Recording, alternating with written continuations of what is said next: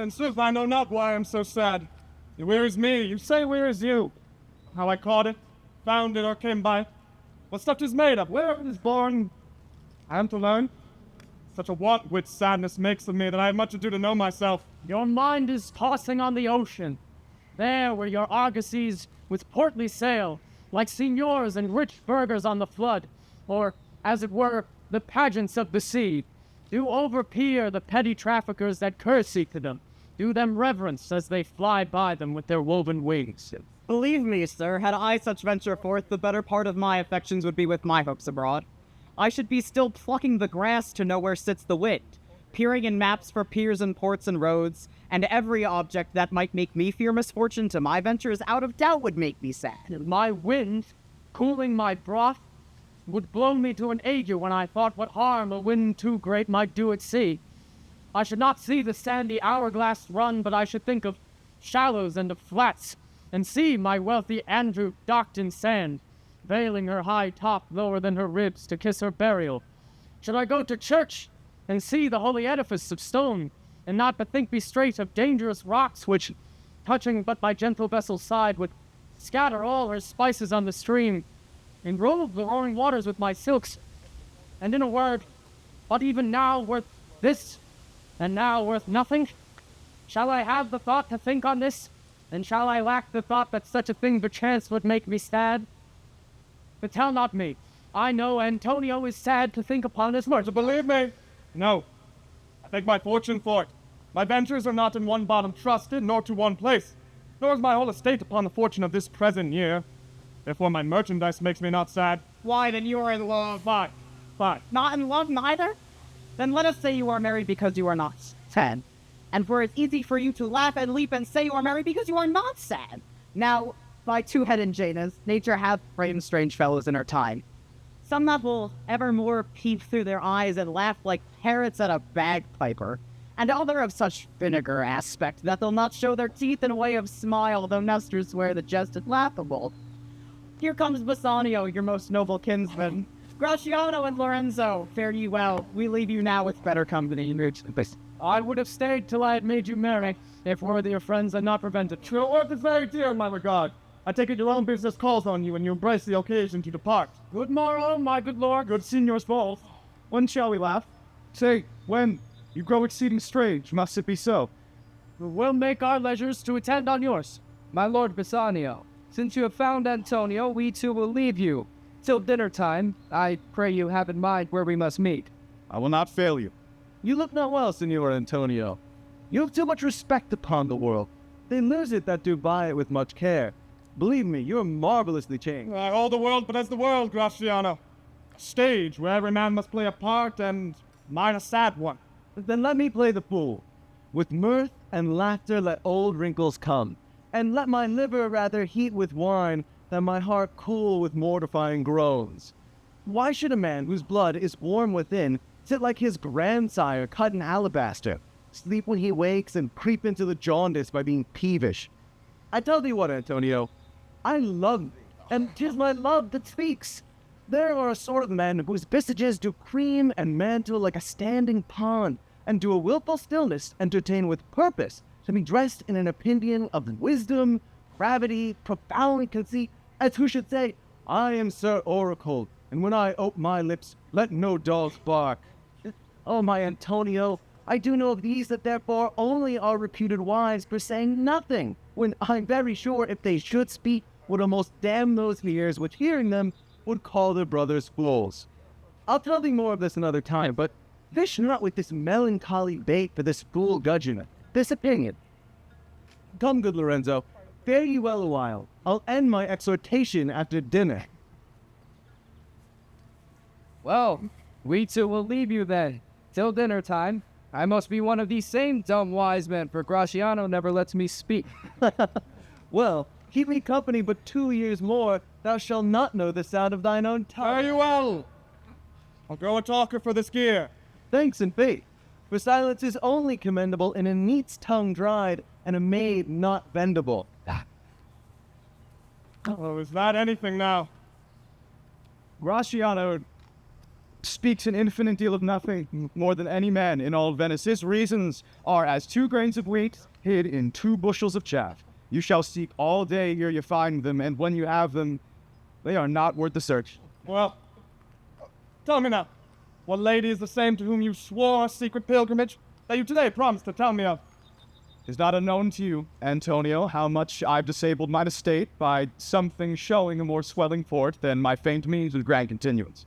Nor do I now make moan to be abridged from such a noble rate, but my chief care is to come fairly off the great debts, where in my time something too prodigal hath left me gauged. To you, Antonio, I owe the most in money and in love, and from your love I have a warranty to unburden all my plots and purposes, how to get clear of all the debts I owe. I pray you, let me know it. And if it stand as you yourself still do within the eye of honor, be assured my purse, my person, my extremest means lie all unlocked to your occasions. In my school days, when I had lost one shaft, I shot his fellow of the self-same flight, the self-same way, with more advised watch to find the other forth, and by venturing both, I oft found both. I urge this child to proof because what follows is pure innocence. I owe you much, and like a willful youth, that which I owe is lost, but if you please to shoot another arrow that self-way you did shoot the first, I do not doubt, as I will watch the aim, or to find both. Or bring your latter hazard back again, and thankfully rest at her for the first. You know me well, and herein spend but time to wind about my love with circumstance. And out of doubt you do me now more wrong in making question of my uttermost, than if you had made waste of all I have. Then do but say to me what I should do, that in your knowledge may by me be done, and I am pressed unto it. Therefore speak. In Belmont is a lady richly left, and she is fair, and fairer than that word, of wondrous virtues. Though sometimes from her eyes I did receive fair speechless messages. Her name is Portia, nothing undervalued to Cato's daughter, Brutus's Portia, nor is the wide world ignorant of her worth. For the 4 winds blowing from every coast renowned suitors, and her sunny locks hang on her temples like a golden fleece, which makes her seat of Belmont, Calchas Strand, and many Jasons come in quest of her. O my Antonio, had I but the means to hold a rival place with one of them, I do not doubt, as I will watch the aim. Thou knowest that all my fortunes are at sea. Neither have I money nor commodity to raise a present sum. Therefore go forth. Try what my credit can in Venice do. I shall be racked even to the uttermost to furnish thee to Belmont to fair Portia. Go presently inquire, and so will I, where money is. And I no question have to have it on my trust, or for my sake.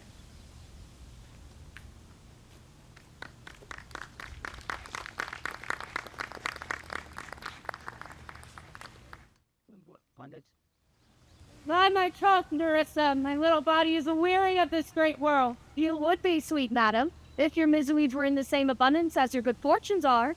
And yet, for honesty, they are as sick that surfeit with too much as they that starve with nothing. It is no mean happiness, therefore, to be satisfied in the need. So Curtard he comes to here by the white hairs, but compliments he lives longer.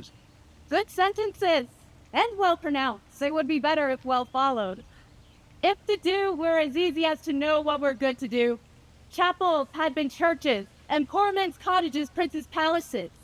It is a good divine that follows his own instructions. I can easier teach 20 what were good to be done than be one of the 20 to follow mine own teaching. The brain may devise laws for the blood, but a hot temper leaps over a cold decree.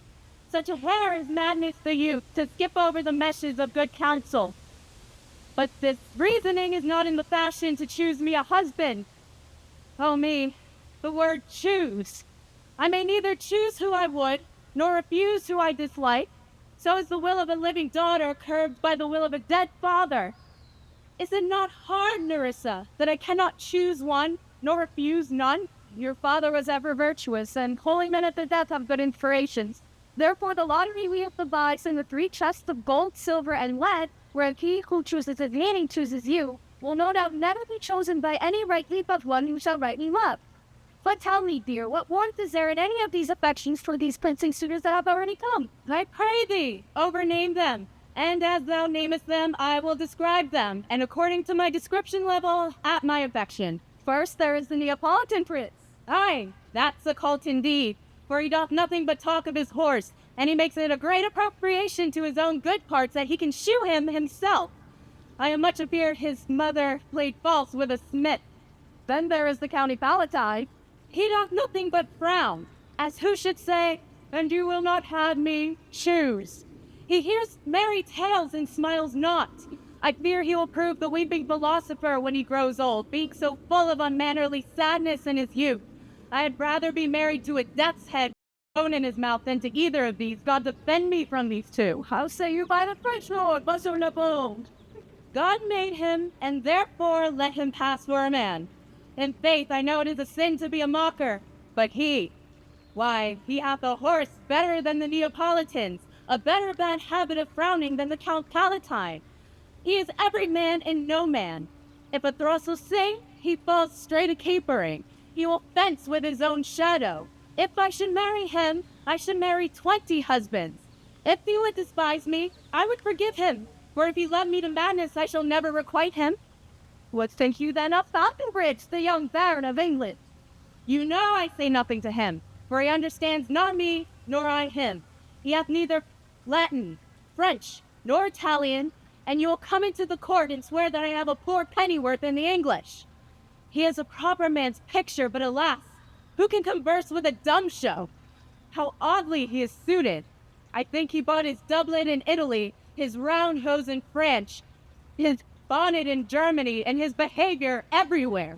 What think you of the Scottish lord, his neighbor? That he hath a neighborly charity in him, for he borrowed a box in the ear of the Englishman and swore he would pay him again when he was able. I think the Frenchman became his surety and sealed under for another. How say you then to the young German, the Duke of Saxony's nephew? Very vilely in the morning, when he's sober, and most vilely in the afternoon, when he is drunk. When he is best, he is a little worse than a man, and when he is worse, he is a little better than a beast, and the worst fall that ever fell, I hope I shall make shift to go without him. If you should offer to choose, and choose the right casket, you should refuse to perform your father's will if you should refuse to accept him. Therefore, for fear of the worst, I pray thee, set a deep glass of Rhenish wine on the contrary casket.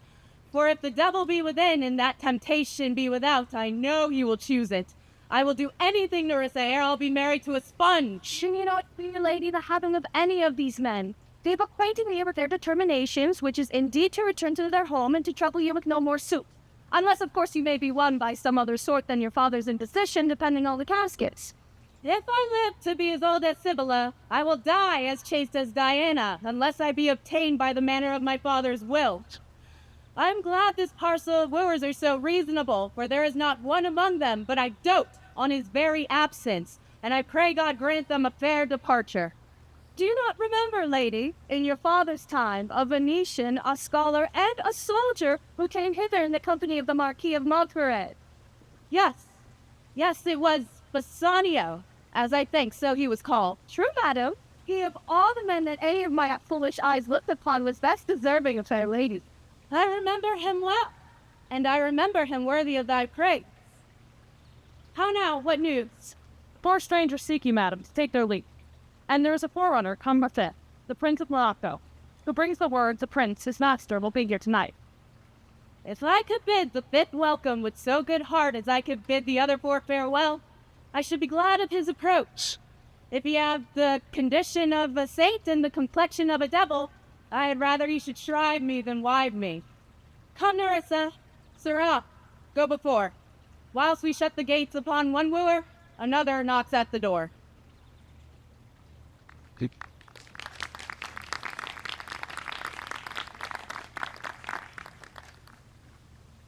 $3,000 ducats. Well, aye, sir, for 3 months. For 3 months. Well, for the which, as I told you, Antonio shall be bound. Antonio shall become bound. Well, may you stead me. Will you pleasure me? Shall I know your answer? 3,000 ducats for 3 months, and Antonio shall become bound. Your answer to that? Antonio is a good man. Have you heard any imputation to the contrary? Oh, no. My meaning in saying that he is a good man is to have you understand me, that he is sufficient. Yet his means are in supposition. He hath an argosy bound to Tripoli, another to the Indies. I understand, moreover, upon the Rialto, he hath a 3rd at Mexico, a 4th for England, and other ventures he hath squandered abroad. But ships are but boards. Sailors but men. There be land rats and water rats, water thieves and land thieves. I mean pirates. Then there is the peril of waters, winds, rocks. The man is, notwithstanding, sufficient. 3,000 ducats? I think I may take his bond. Be assured you may. I will be assured I may, and that I may be assured I will bethink me. May I speak with Antonio? If it please you to dine with us. Yes, to smell pork, to eat of the habitation which your prophet the Nazarite conjured the devil into. I will buy with you, sell with you, walk with you, talk with you, and so following, but I will not eat with you, pray with you, nor drink with you. What news on the Rialto, huh? Who is he comes here? The Signor Antonio. How like a fawning publican he looks. I hate him, for he is a Christian, but more, for that in low simplicity he lends out money, gratis, and brings down the rate of usance here with us in Venice. If I can catch him once upon the hip, I will feed fat the ancient grudge I bear him. He hates our sacred nation, and he rails, even there where merchants most do congregate, on me, my bargains, and my well-won thrift, which he calls interest. Cursed be my tribe if I forgive him. Shylock, do you hear? I am debating of my present store. By the near guess of memory, I cannot instantly raise up the gross of full 3,000 ducats. What of that? Tubal, a wealthy Hebrew of my tribe, will furnish me. But soft, how many months do you desire? Rest you, fair good signor. Your worship was the last man in our mouths. Sherlock, albeit I neither lend nor borrow by taking nor by giving of excess, yet to supply the ripe wants of my friend, I'll break such a custom. Is he yet possessed how much you would? Aye, 3,000 ducats. And for 3 months? I had forgot. 3 months. You told me so. Well then, your bond. But hear you. Methought you said you neither lend nor borrow upon advantage? I do never use it. When Jacob grazed his uncle Laban's sheep, this Jacob from a holy Abram was. As his wise mother wrought in his behalf the third possessor, aye, he was the third. And what of him? Did he take interest? No, not take interest. Not as you would say directly interest. Mark what Jacob did. When Laban and himself were compromised, that all the eanlings that were streaked in pied should fall as Jacob's hire, the ewes, being rank, in the end of autumn turned to the rams. And wherein the work of generation was between the woolly breeders in the act, the skillful shepherd peeled me certain ones, and in doing of the deed of kind, stuck them up before the fulsome ewes, who then conceiving, did in eanling time fall party-colored lambs. Those were Jacob's, and he was blessed, and thrift is blessing, if men steal it not. Ah, this was a venture, sir, that Jacob served for, a thing not in his power to bring to pass, but swayed and fashioned by the hand of heaven. Was this inserted to make interest good, or is your gold and silver ewes and rams? I cannot tell. I make it breed as fast. But note me, signor. Mark you this, Bassanio? The devil can cite scripture for his purpose. An evil soul producing holy witness is like a villain with a smiling cheek. A goodly apple, rotten at the heart. What a goodly outside falsehood hath. 3,000 ducats. 'Tis a good round sum. 3 months from 12. Well then, let me see the rate. 12. Sherlock, shall we be beholding to you? Signor Antonio, many a time and oft in the Rialto, you have rated me about my monies and my usances. Still have I borne it with a patient shrug, for sufferance is the badge of all our tribe.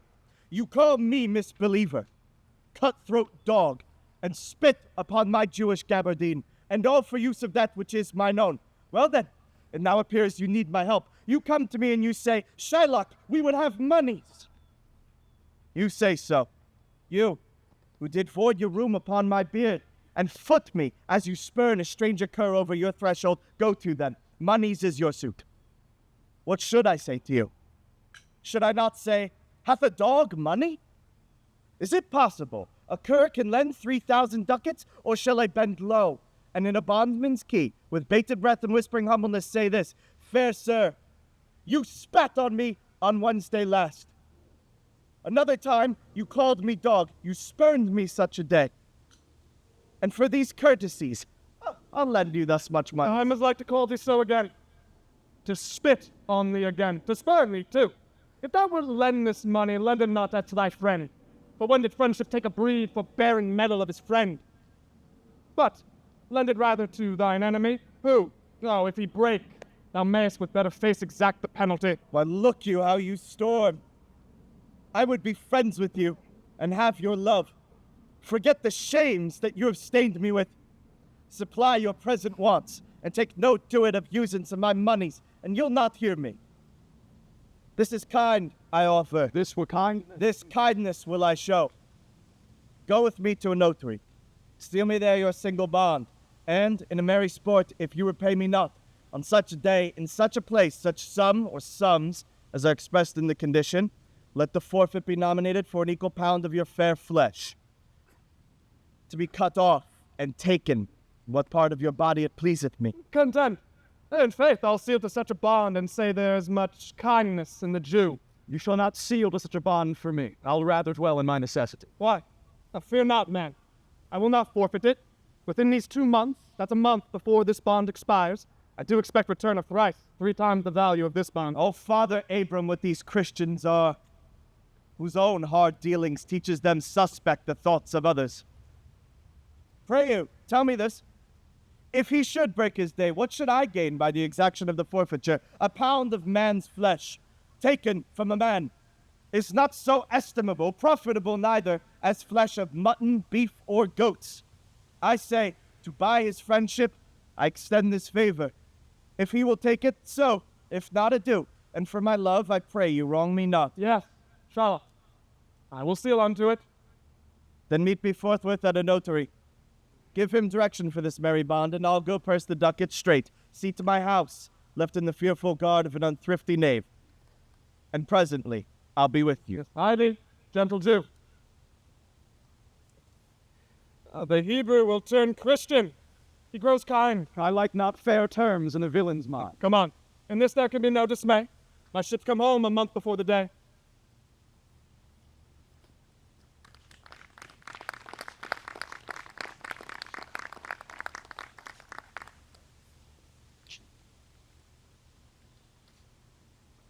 It's like me not for my complexion, the shadow delivery of the brightest sun.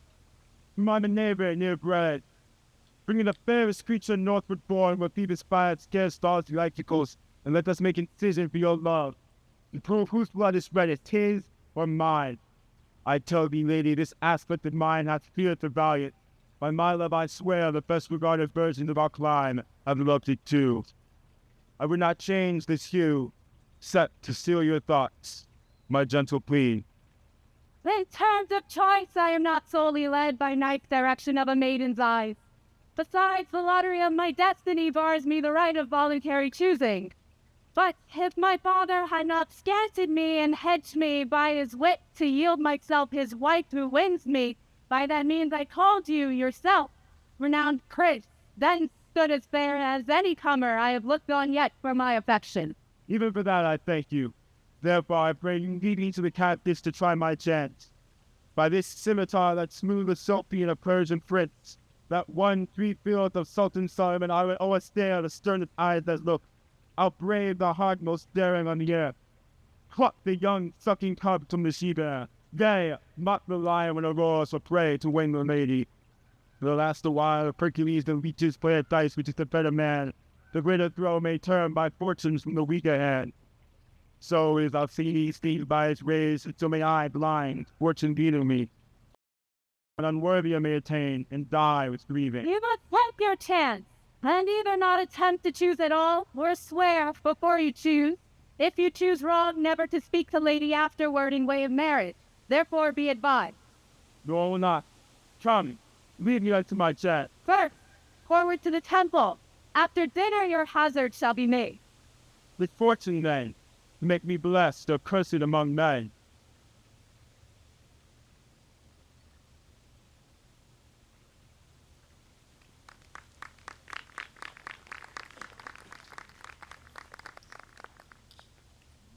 Certainly my conscience will serve me to run from this Jew, my master. The fiend is at mine elbow and tempts me. saying to me, "Gobbo, Lancet Gobbo, good Lancet," or "Good Gobbo," or "Good Lancet Gobbo, use your legs, take the start, run away." My conscience says, "No, take heed, honest Lancet, take heed, honest Gobbo," or as aforesaid, "Honest Lancet Gobbo, do not run, scorn running with thy heels." Well, the most courageous fiend bids me pack. "Vaya," says the fiend. "Away," says the fiend. "Oh, for the heavens rouse up a brave mind," says the fiend, "and run." Well, my conscience, hanging about the neck of my heart, says very wisely to me, "My honest friend Lancelot, being an honest man's son, or rather an honest woman's son, for indeed my father did something smack, something grow to, he had a kind of taste. Well, my conscience says, Lancelot, budge not." "Budge," says the fiend. "Budge not," says my conscience. "Conscience," say I, "you counsel well." "Fiend," say I, "you counsel well." To be ruled by my conscience, I should stay with the Jew, my master, who, God bless the mark, is a kind of devil. And to run away from the Jew, I should be ruled by the fiend, who, saving your reverence, is the devil himself. Certainly the Jew is the very devil incarnation, and in my conscience is but a kind of hard conscience to offer to counsel me to stay with the Jew. The fiend gives the more friendly counsel. "I will run, fiend. My heels are at your command. I will run." Master young Manu, I pray you, which is the way to Master Jews? Oh, heavens. This is my true begotten father, who, being more than sand blind, high gravel blind, knows me not. Master young gentleman, I pray you, which is the way to Master Jews? I won't try confusions with him. Turn up on your right hand at the next turning, but at the next turning of all on your left. Marry, at the very next turning, turn of no hand, but turn down indirectly to the Jew's house. My God, Santis, 'twill be a hard way to hit. Can you tell me whether one Lancelot that dwelt with him or no? Talk you of young Master Lancelot? Mark me now. Now will I raise the waters. Talk you of young Master Lancelot? No, master, sir, but a poor man's son. His father, though I say it, is an honest, exceeding poor man, and God be thanked, well to live. Well, let his father be what he will. Oh, we talk of young Master Lancelot. Your worship's friend, and Lancelot. But, I pray you, ergo, old man, ergo, I beseech you, talk you of young Master Lancelot. Of Lancelot, and please your mastership. Ergo, Master Lancelot. Talk not of Master Lancelot, father, for the young gentleman, according to fates and destinies and such odd sayings, the sisters three at such branches of learning is indeed deceased, or, as you would say in plain terms, gone to heaven. Mary, God forbid! That boy was the very staff of my age, my very prop. Do I look like a cudgel? Or a hovel post? A staff? Or a prop? Do you know me, father? Alack the day, young gentleman, I know you not. But I pray you, tell me, is my boy, God rest his soul, alive or dead? Do you not know me, father? Alack, sir, I am sand blind, I know you not. Nay, indeed. If you had your eyes, you might fail to knowing me. It is a wise child that knows his own father. Well, old man, I will tell you news of your son. Give me your blessing. Truth will come to light. Murder cannot be headlong. A man's son may, but in the end the truth will out. Pray you, sir, stand up. I am sure you are not Lancelot. Pray you, let's not be fooling about it. But give me your blessing. I am Lancelot. Your boy that was, your son that is, your child that shall be. I am sure you are not my son. Oh, I know not what I shall think of that. But I am Lansley, the Jew's man. And I'm sure Marjorie, your wife, is my mother. Her name is Marjorie indeed. I'll be sworn, if thou be Lancelot, thou art mine very own flesh and blood. Lord worship might he be, what a beard hast thou got! Thou hast more hair on thy chin than Dobbin my full horse has on his tail. It should seem then that Dobbin's tail grows backward. I'm sure he had more hair of his tail than I have in my face when I last saw him. Lord, how art thou changed! How doth thou and thy master agree? I have brought him a present. How agree you now? Well, but for mine own part, as I have set at my rest to run away, so I will not rest till I've run some ground.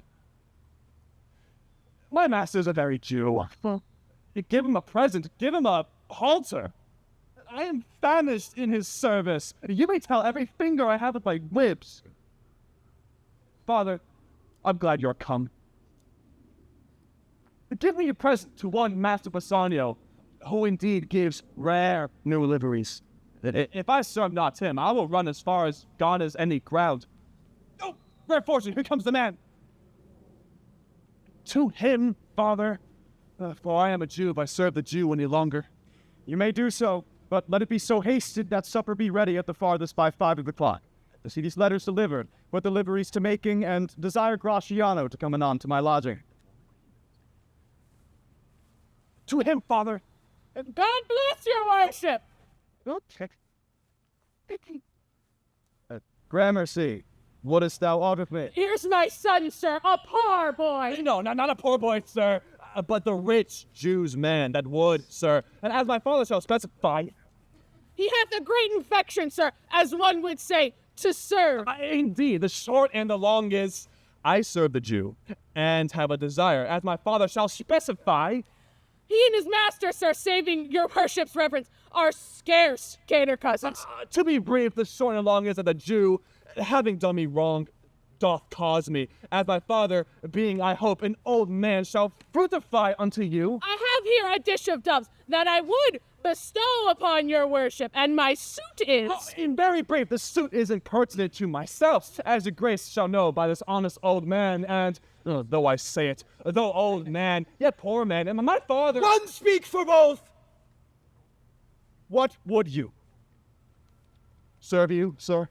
That is the very defect of the matter, sir. I know thee well. Thou hast obtained thy suit, Shylock thy master spoke with me this day, and hath preferred thee. If it be preferment to leave a rich Jew's service to become the follower of so poor a gentleman. The old proverb is very well parted between my master Shylock and you, sir. You have the grace of God, sir, and he hath enough.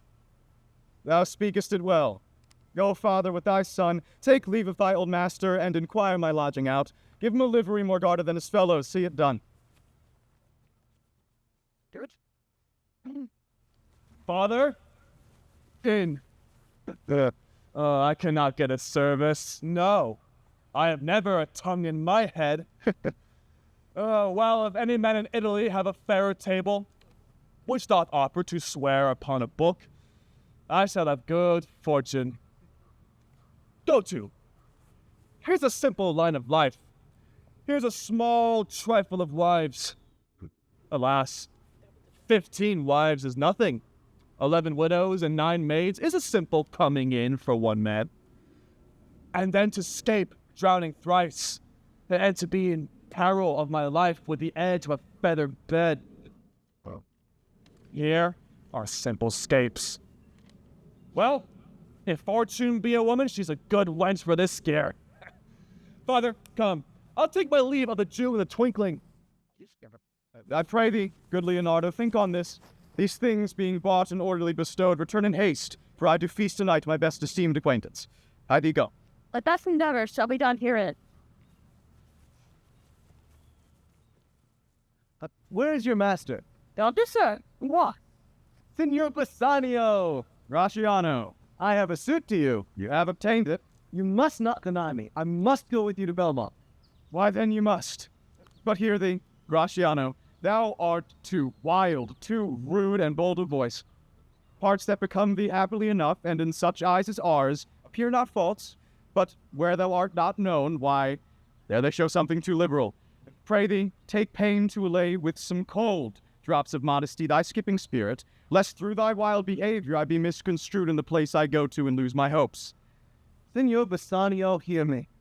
If I do not put on a sober habit, talk with respect, swear, but now and then, wear prayer books in my pocket, look demurely, nay, more, whilst grace is saying, hold mine eyes thus with my hat, and sigh and say amen. Use all the observance of civility, like one well studied in a sad Austin to please his granddam. Never trust me more. Well, we shall see your bearing. Nay, but I bar tonight. You will not gauge me by what we do tonight. No, that were pity. I pray thee, I would entreat you rather to put on your boldest suit of mirth, for we have friends that purpose merriment, but fare you well, I have some business. And I must to Lorenzo and the rest. But we will visit you at supper time.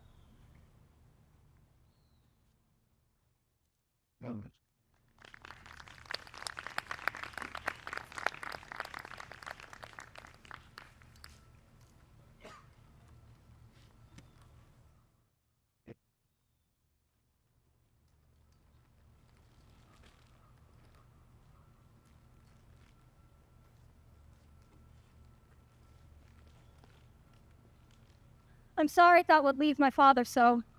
Our house is hell, and thou merry devil didst rob it of some taste of tediousness.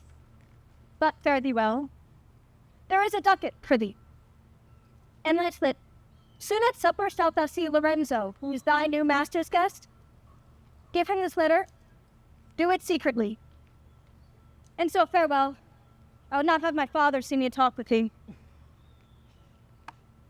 Adieu. Tears exhibit my tongue. Most beautiful pagan, most sweet Jew. If a Christian did not play the knave and get thee, I am much deceived. But adieu. These foolish drops do something drown my manly spirit. Adieu. Farewell, good Lancelot. Alack, what heinous sin is it in me to be ashamed to be my father's child? But though I am a daughter to his blood, I'm not to his manners. Oh, Lorenzo, if thou keep promise, I shall end this strife, become a Christian, and thy loving wife.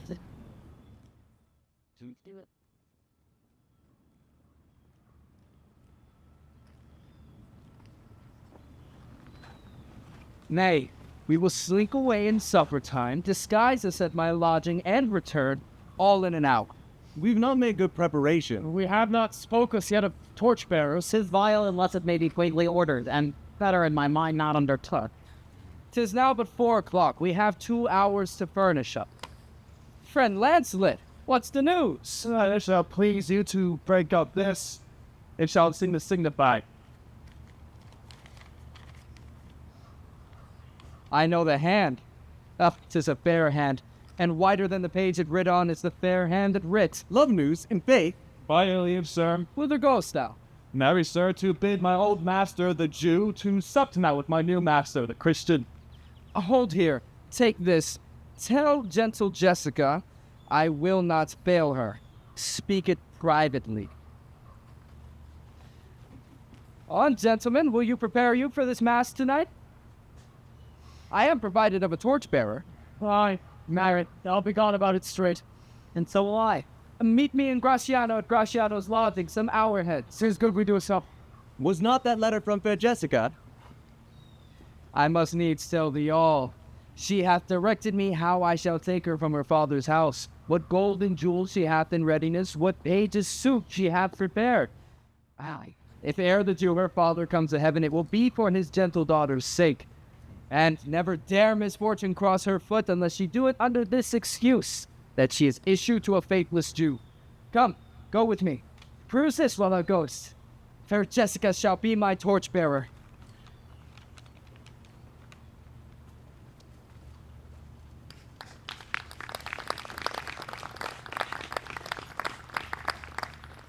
Well, thou shalt see. Thy eyes shall be thy judge the difference of old Shylock and Bassanio. What, Jessica? Thou shalt not gormandize as thou hast done with me. What, Jessica? And sleep and snore and rend the peril out. Why, Jessica, I say. Why, Jessica? Who bids thee call?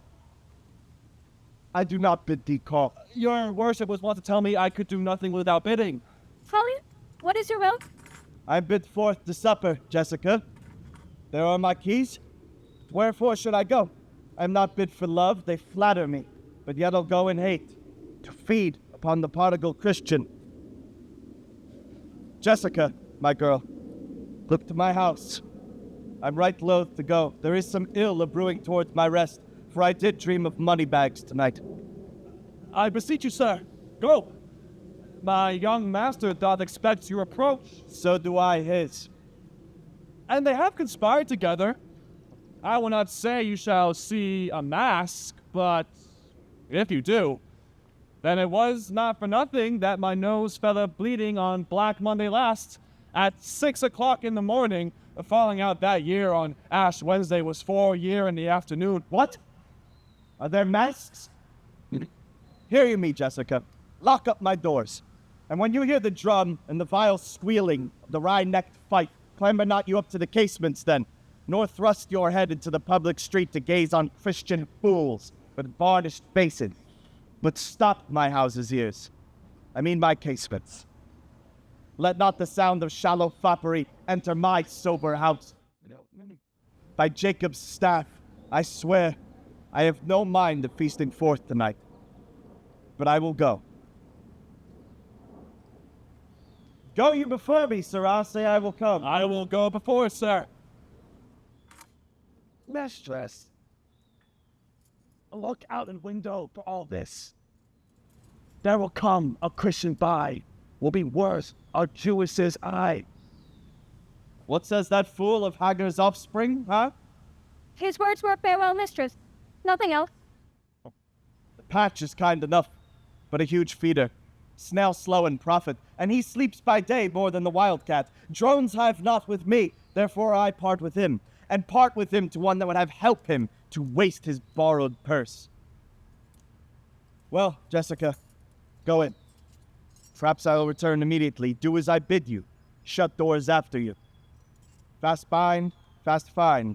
A proverb never stale in thrifty mind. Farewell. And if my fortune be not crossed, I have a father, you a daughter lost.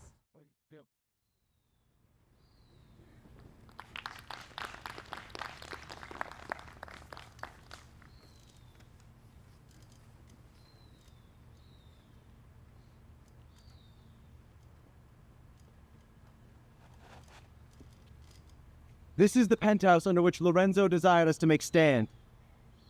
His hour is almost past. And it is marvel he outdwells his hour, for lovers ever run before the clock. Oh, 10 times faster Venus's pigeons fly, to seal love's bonds new made than they are wont to keep obliged, faith unforfeited. That ever holds. Who riseth from a feast with that keen appetite that he sits down? Where is the horse doth untread again his tedious measure, with the unbated fire that he did pace them first? All things that are with more spirit chased than enjoyed. How like a younger or a prodigal, the scarfed bark puts from her native bay, hugged and embraced by the strumpet wind. How like the prodigal does she return, with over-weathered ribs and ragged sails, lean, rent, and beggared by the strumpet wind. Here comes Lorenzo. More of this hereafter. Sweet friends, your patience for my long abode. Not I, but my affairs have made you wait. When you shall please to play the thieves for wives, I'll watch as long for you then. Approach! Here dwells my father Jew. Oh, who's within? Who are you? Tell me for more certainty, albeit I'll swear that I do know your tongue. Lorenzo, and thy love. Lorenzo, certain in my love indeed, for who love I so much? And now who knows but you, Lorenzo, whether I am yours? Heaven and thy thoughts are witness that thou art. Here, catch this casket. It is worth the pains. Oh, I am glad it is night, that you should not look on me, for I am much ashamed of my exchange. But love is blind, and lovers cannot see the pretty follies that themselves commit. For if they could, Cupid himself would blush to see me thus transformed into a boy. Descend, for you must be my torchbearer. What, must I hold a candle to my shame? They in themselves could soothe our two lights. Why, 'tis an office of discovery, love, and I should be obscure. So are you, sweet, even in the lovely exchange of a boy. But come at once, for the close night doth play the runaway, and we are stayed for at Bassanio's feast. I will make fast the doors and gild myself with some more ducats and be with you straight. Now by my hood, a gentleman no Jew. Beshrew me, but I love her heartily, for she is wise, if that I can judge of her, and fair she is, if that mine eyes be true, and true she is, as she hath proved herself, and therefore like herself, wise, fair, and true shall she be placed in my constant soul. What? Are you come? On, gentlemen, away! Our masking mates by this time for us stay.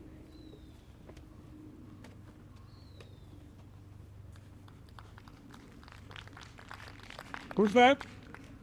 Signor Polio? Fine, Graciano. Where are all the rest? 'Tis 9 o'clock. Our friends all stay for you. No mass tonight. The wind has come about. Bassanio presently will come aboard.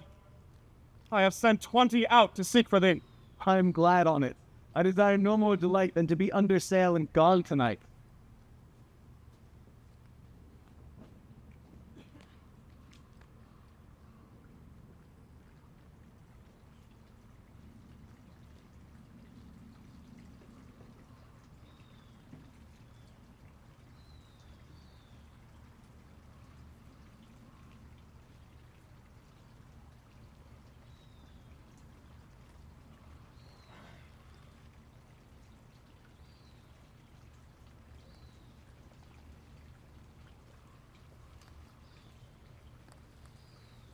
Go, draw aside the curtain and discover the several caskets of this noble prince. Now make your choice.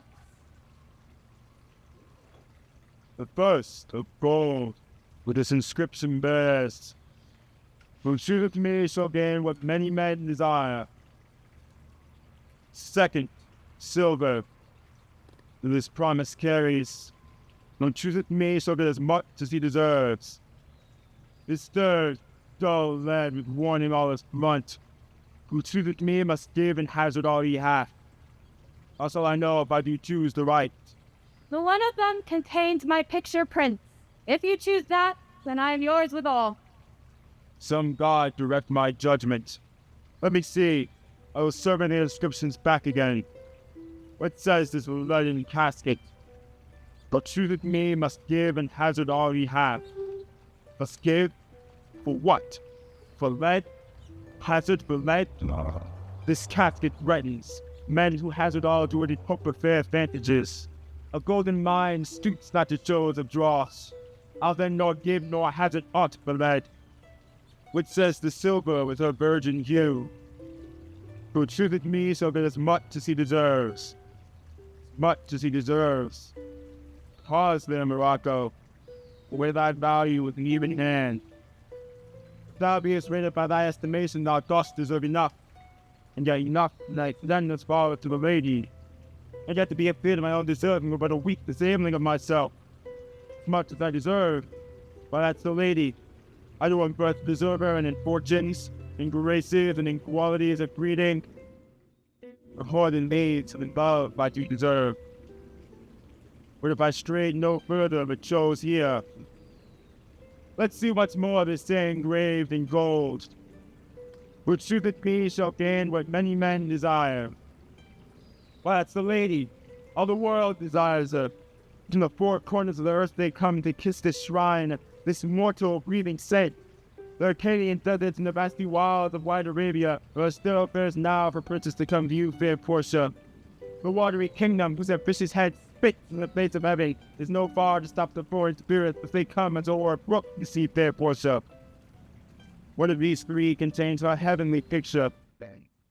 Like that lead contains her. What damnation that thinks so base a thought? There were two groats to give her cerecloth in the obscure grave. So I think it's silver to your, being 10 times in the value to tried gold. Oh, sinful thought! Never so rich a gem was setting worse in gold.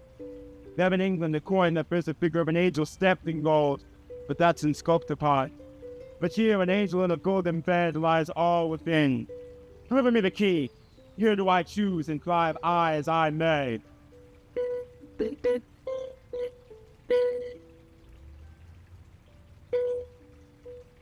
There. Take it, Prince. And if my form lie there, then I am yours. Oh hell, what have we here? A carry-on death within whose empty eye there is a written scroll. I'll read the writing. All that glitters is not gold. Often have you heard that told. Many a man his life hath sold, but mild side to behold. Gilded timbers do worms enfold.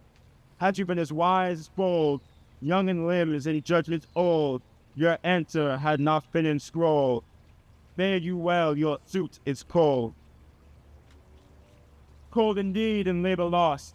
Then farewell heat and welcome frost.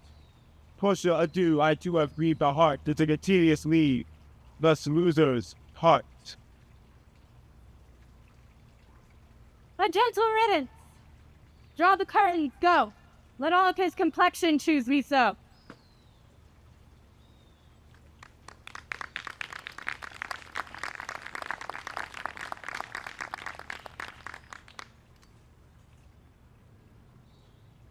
Why, man, I saw Bassanio under sail. With him is Gratiano gone along, and in their ship I am sure Lorenzo is not. The villain Jew without cries raised the Duke, who went with him to search Bassanio's ship. He came too late, the ship was under sail. But there the Duke was given to understand that in a gondola were seen together Lorenzo and his amorous Jessica. Besides, Antonio certified the Duke they were not with Bassanio in his ship. I never heard a passion so strange, confused, outrageous, and so variable as the dog Jew did utter in the streets. My daughter, oh, my ducats, oh, my daughter, fled with a Christian. Oh, my Christian ducats. Justice, the law, my ducats, and my daughter. A steel bag, 2 sealed bags of ducats, of double ducats, stolen from me by my daughter. And jewels, 2 stones, 2 rich and precious stones stolen by my daughter. Justice, find the girl. She hath the stones upon her, and the ducats. Why, all the boys in Venice follow him, crying, his stones, his daughter, and his ducats. Let good Antonio looky keep his day, or he will pay for this. Marry, well remembered. I reasoned with a Frenchman yesterday who told me, in the narrow seas that part the French and English, there miscarried a vessel of our country richly fraught. I thought upon Antonio when he told me, and wished in silence that it were not his. You were best to tell Antonio what you hear, yet do not do it suddenly, for it may grieve him. A kinder gentleman treads not the earth. I saw Bassanio and Antonio part. Bassanio told him he would make some speed of his return. He answered, do not so. Slubber not business for my sake, Bassanio, but stay the very riping of the time. And for the Jew's bond, which he hath with me, let it not enter in your mind of love. Be merry, and employ your chiefest thoughts to courtship, and such fair ostents of love as shall conveniently become you there. And even there, his eye being big with tears, turning his face, he put his hand behind him, and, with affection wondrous sensible, he wrung Bassanio's hand, and so they parted. I think he only loves the world for him. I pray thee, let us go and find him out, and quicken his embraced heaviness with some delight in honor. Do we so?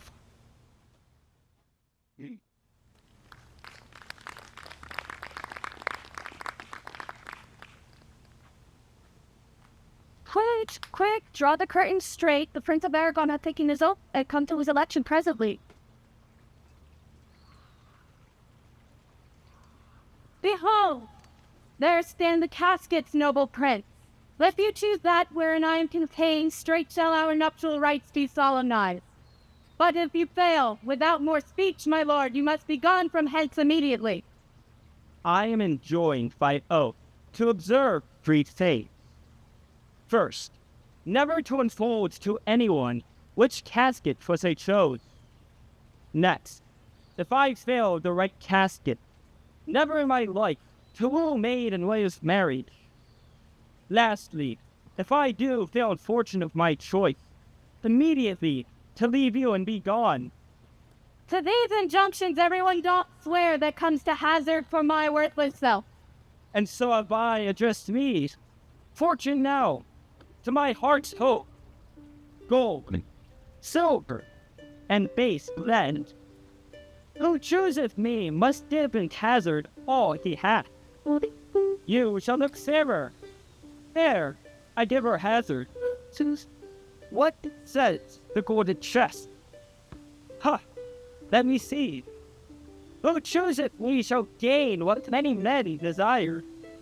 What many men desire, that many may be met by the full multitude that choose by show, not learning more than the far diet doth teach, which prize not to the interior, but like the morning builds in the weather on the outward wall. Even in the force and road of casualty, I will not choose what many men desire, because I will not joke with common spirits, and rank me with the barbarous multitudes. Why then to thee, thou silver treasure house? Tell me what's more, what title thou dost bear? Who chooseth me shall get as much as he deserves. And well said too, for who shall go about to cousin fortune, and be honorable without stamp of merit? Let none presume to wear an undeserved dignity. Oh, that estates, degrees and dogsteds are not derived corruptly, and that clear honor were purchased by the merit of the wearer. How many men should cover that stand bare? How many be commanded that command? How much no peasantry would then be gleaned from the true seal of honor? And how much honor picked from the chaff and drilling of the times to be a little varnished? Well, but to my choice, who chooseth me shall get as much as he deserves. I will assume deserts. Gives me a key for this, and instantly unlock my fortune is here.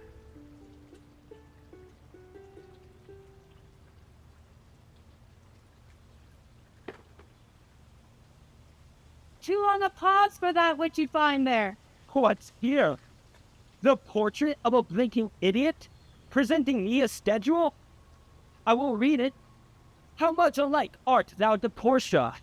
How much unlike my hopes and my deservings? Who chooseth me shall have as much as he deserves. That I deserve no more than a fool's head?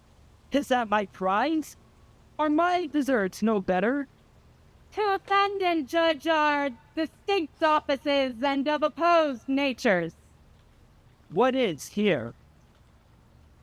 The fire 7 times tried this. 7 times tried that judgment is. That did never choose amiss. Some there be that shadows kiss, such as but a shadow's bliss. There be fools alive he wis. So were the word, and so was Smith. Tickle if you will to bed, I'll ever be your head.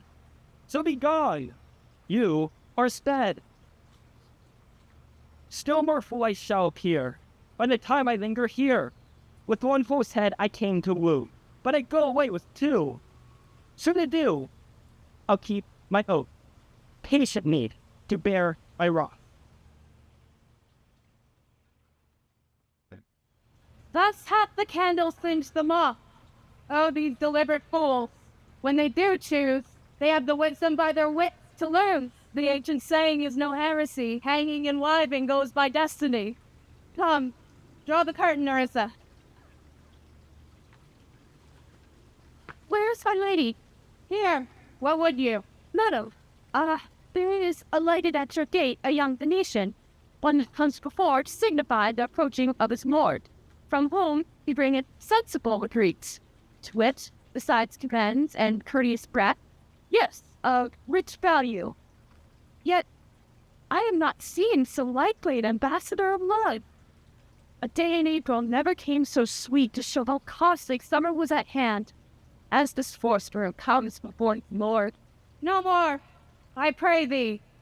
I am half afeard thou wilt say anon he is some kin to thee. Thou spendest such high day wit in praising him. Come, come, Nerissa, for I long to see quick Cupid's post that comes so mannerly. Bassanio, Lord, love, if thy will it be.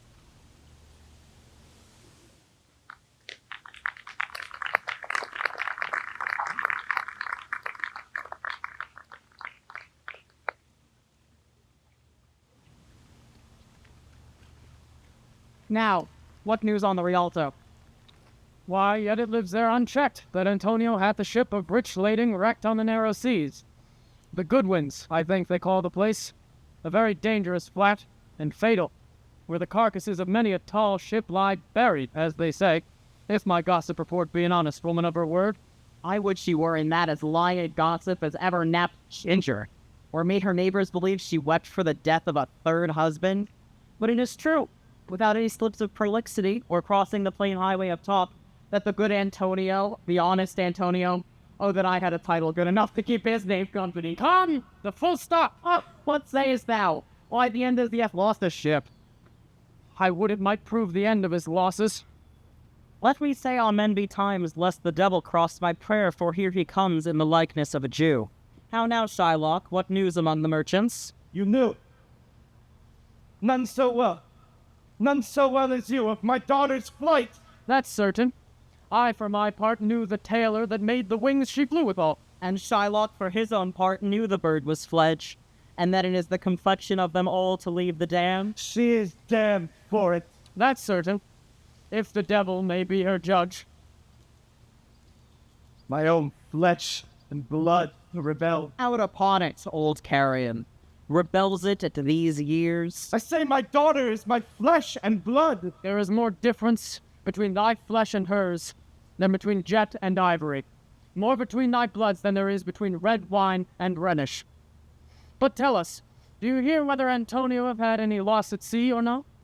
There I have another bad match. I'm bankrupt. Prodigal, who dares scarce show his head on the Rialto, a beggar, who is used to come so smug upon the mart. Let him look to his bond. He was wont to call me usurer. Let him look to his bond. He was wont to lend out money for a Christian courtesy. Let him look to his bond. Why, I am sure, if he forfeit, thou wilt not take his flesh. What's that good for? To bait fish withal. If it will feed nothing else, it will feed my revenge. He hath disgraced me, and hindered me 500,000, laughed at my losses, mocked at my gains, scorned my nation, thwarted my bargains, cooled my friends, heated mine enemies, and what's his reason? I am a Jew. Hath not a Jew eyes? Hath not a Jew hands, organs, dimensions, senses, affections, passions? Fed with the same food, hurt with the same weapons, subject to the same diseases, healed by the same means, warmed and cooled by the same winter and summer as a Christian is. If you prick us, do we not bleed? If you tickle us, do we not laugh? If you poison us, do we not die? And if you wrong us, shall we not revenge? If we are like you in the rest, we will resemble you in that. If a Jew wrong a Christian, what is his humility? Revenge. If a Christian wrong a Jew, what should his sufferance be? By Christian example. Why revenge? The villainy you teach me, I will execute, and it shall go hard, but I will better the instruction. Gentlemen, my master Antonio is at his house and desires to speak with you both. We have been up and down to seek him. Here comes another of the tribe. A third cannot be matched unless the devil himself turn you. How now, Tubo? What news from Genoa? Hast thou found my daughter?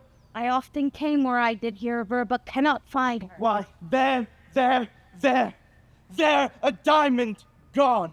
Cost me 2,000 ducats in Frankfurt. The curse never fell upon our nation till now. I never felt it till now. 2,000 ducats in that and other precious, precious jewels. And I know not what's spent in the search.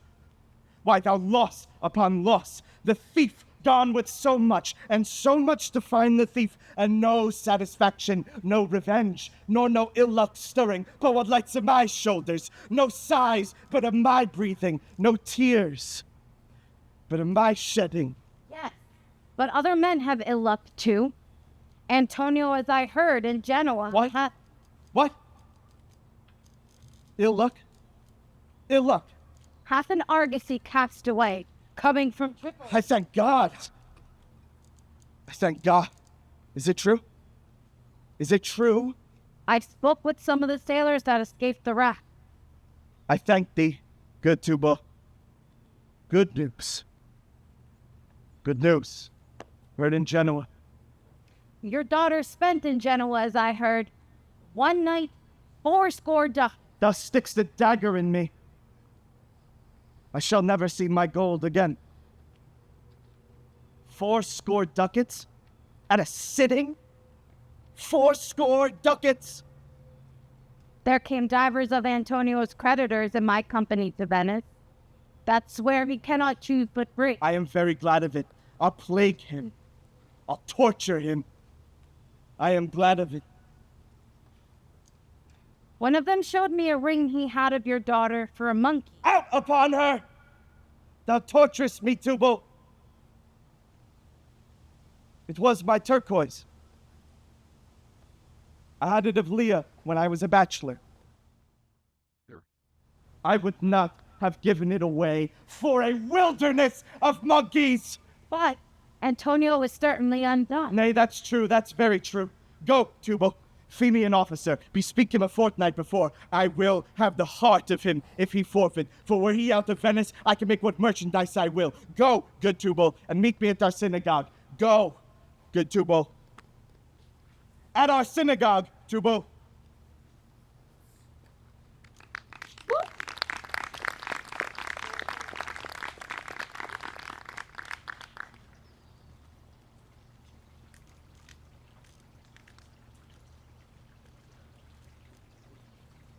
I pray you, tarry. Pause a day or two before you hazard. For choosing wrong, I lose your company. Therefore, forbear a while. There's something tells me, but it is not love. I would not lose you, and you know yourself, hate counsels not in such a quality. But lest you should not understand me well, and yet a maiden hath no tongue but thought, I would detain you here some month or two before you venture for me. I could teach you how to choose right, but I am then forsworn. So will I never be, so may you miss me. But if I do, you'll make me wish a sin that I had been forsworn. But sure your eyes, they have overlooked me and divided me. One half of me is yours, the other half yours. Mine own, I would say, but if mine, then yours, and so all yours. Oh, these naughty times put bars between the owners and their rights. And so, though yours, not yours. Prove it so. Let fortune go to hell for it, not I. I speak too long, but 'tis to pay the time to eke it and draw it out in length to stay you from election. Let me choose. For as I am, I live upon the rack. Upon the rack, Bassanio, to confess what treason there is mingled with your love. None but that ugly treason of mistrust, which makes me fear the enjoying of my love. There may as well be amity and life between snow and fire as treason in my love. Aye, but I fear you speak upon the rack, where men in force do speak anything. Promise me life, and I'll confess the truth. Well then, confess and live. Confess and love had been the very sum of my confession. O happy torment! My torture doth teach me answers for deliverance. But led me to my fortune in the caskets. Away then, I am locked in one of them. If you do love me, you will find me out. Nerissa and the rest all stand aloof. Let music sound while he doth make his choice. Then, if he lose, he makes a swan-like head, fading in music. That the comparison may stand more proper, my eyes shall be the stream and watery deathbed for him. He may win, and what is music then? Then music is even as the flourish, when true subjects bow to a new crowned monarch. Such it is as are those dulcet sounds in break of day that creep into the dreaming bridegroom's ear and summon him to marriage. Now he goes with no less presence, but with much more love, than young Alcides when he did redeem the virgin tribute paid by howling Troy to the sea monster. I stand for sacrifice. The rest aloof are the Dardarian wives with bleared visages come forth to view the issue of the exploit. Go, Hercules! Live thou, I live. With much, much more dismay I view the fight than thou that makest the fray. Tell me, where is fancy bred? Where in the heart or in the head? How begot, how nourished? Reply, reply. It is engendered in the eyes, where gazing fed and fancy died. In the cradle where it lies, let its all ring fancy's knell. I'll begin it. Ding dong bell, ding dong bell. So may the outward shows be least themselves. The world is still deceived with ornament. In law, what please so tainted and corrupt, but being seasoned with a gracious voice obscures the show of evil. In religion, what damned error, but some sober brow will bless it, and approve it with the text, hiding the grossness with fair ornament. There is no voice so simple but assumes some mark of virtue on his outward parts. How many cowards whose hearts are all as false as stairs of sand, or yet upon their chins the beards of Hercules, and frowning Mars, who, inward searched, have livers white as milk. And these assume but valor's excrement to render them redoubted. Look on beauty, and you shall see 'tis purchased by the weight, which therein works a miracle in nature, making them lightest, that were most of it. So are those crisp, snaky golden locks, which make such wanton gambols with the wind upon supposed fairness, often known to be the dowry of a second head, a skull that bred them in the sepulchre. Thus, ornament is but the guiled shore to a most dangerous sea. The beauteous scarf feeling an Indian beauty. In a word, the seeming truth, which cunning times put on to entrap the wisest. Therefore, then, thou gaudy gold, hard food for Midas, I will none of thee, nor none of thee, thou pale and common drudge between man and man. But thou meager lead, which rather threatenest than dost promise aught, thy paleness moves me more than eloquence. Here choose I.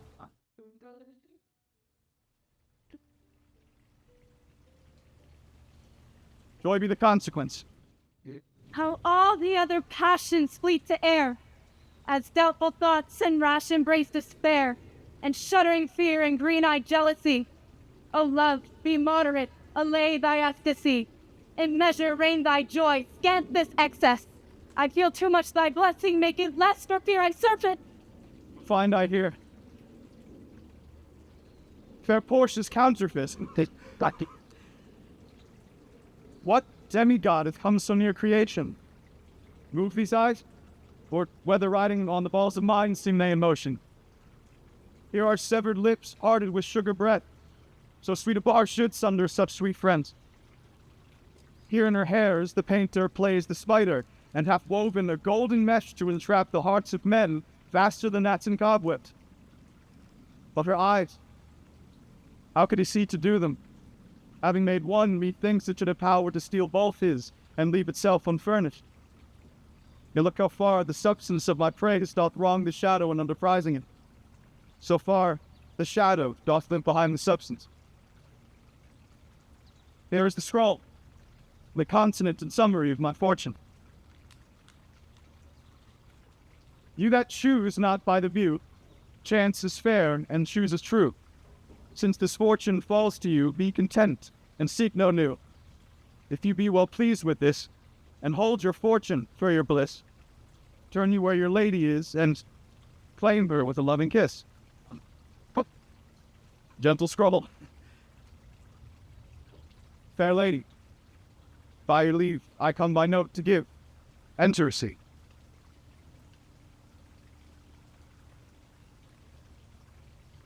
Like one of two contending in a prize that thinks he hath done well in people's eye.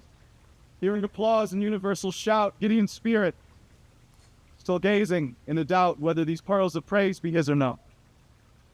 So thrice, fair lady, stand I even so, doubtful whether what I see be true until confirmed, signed, ratified by you.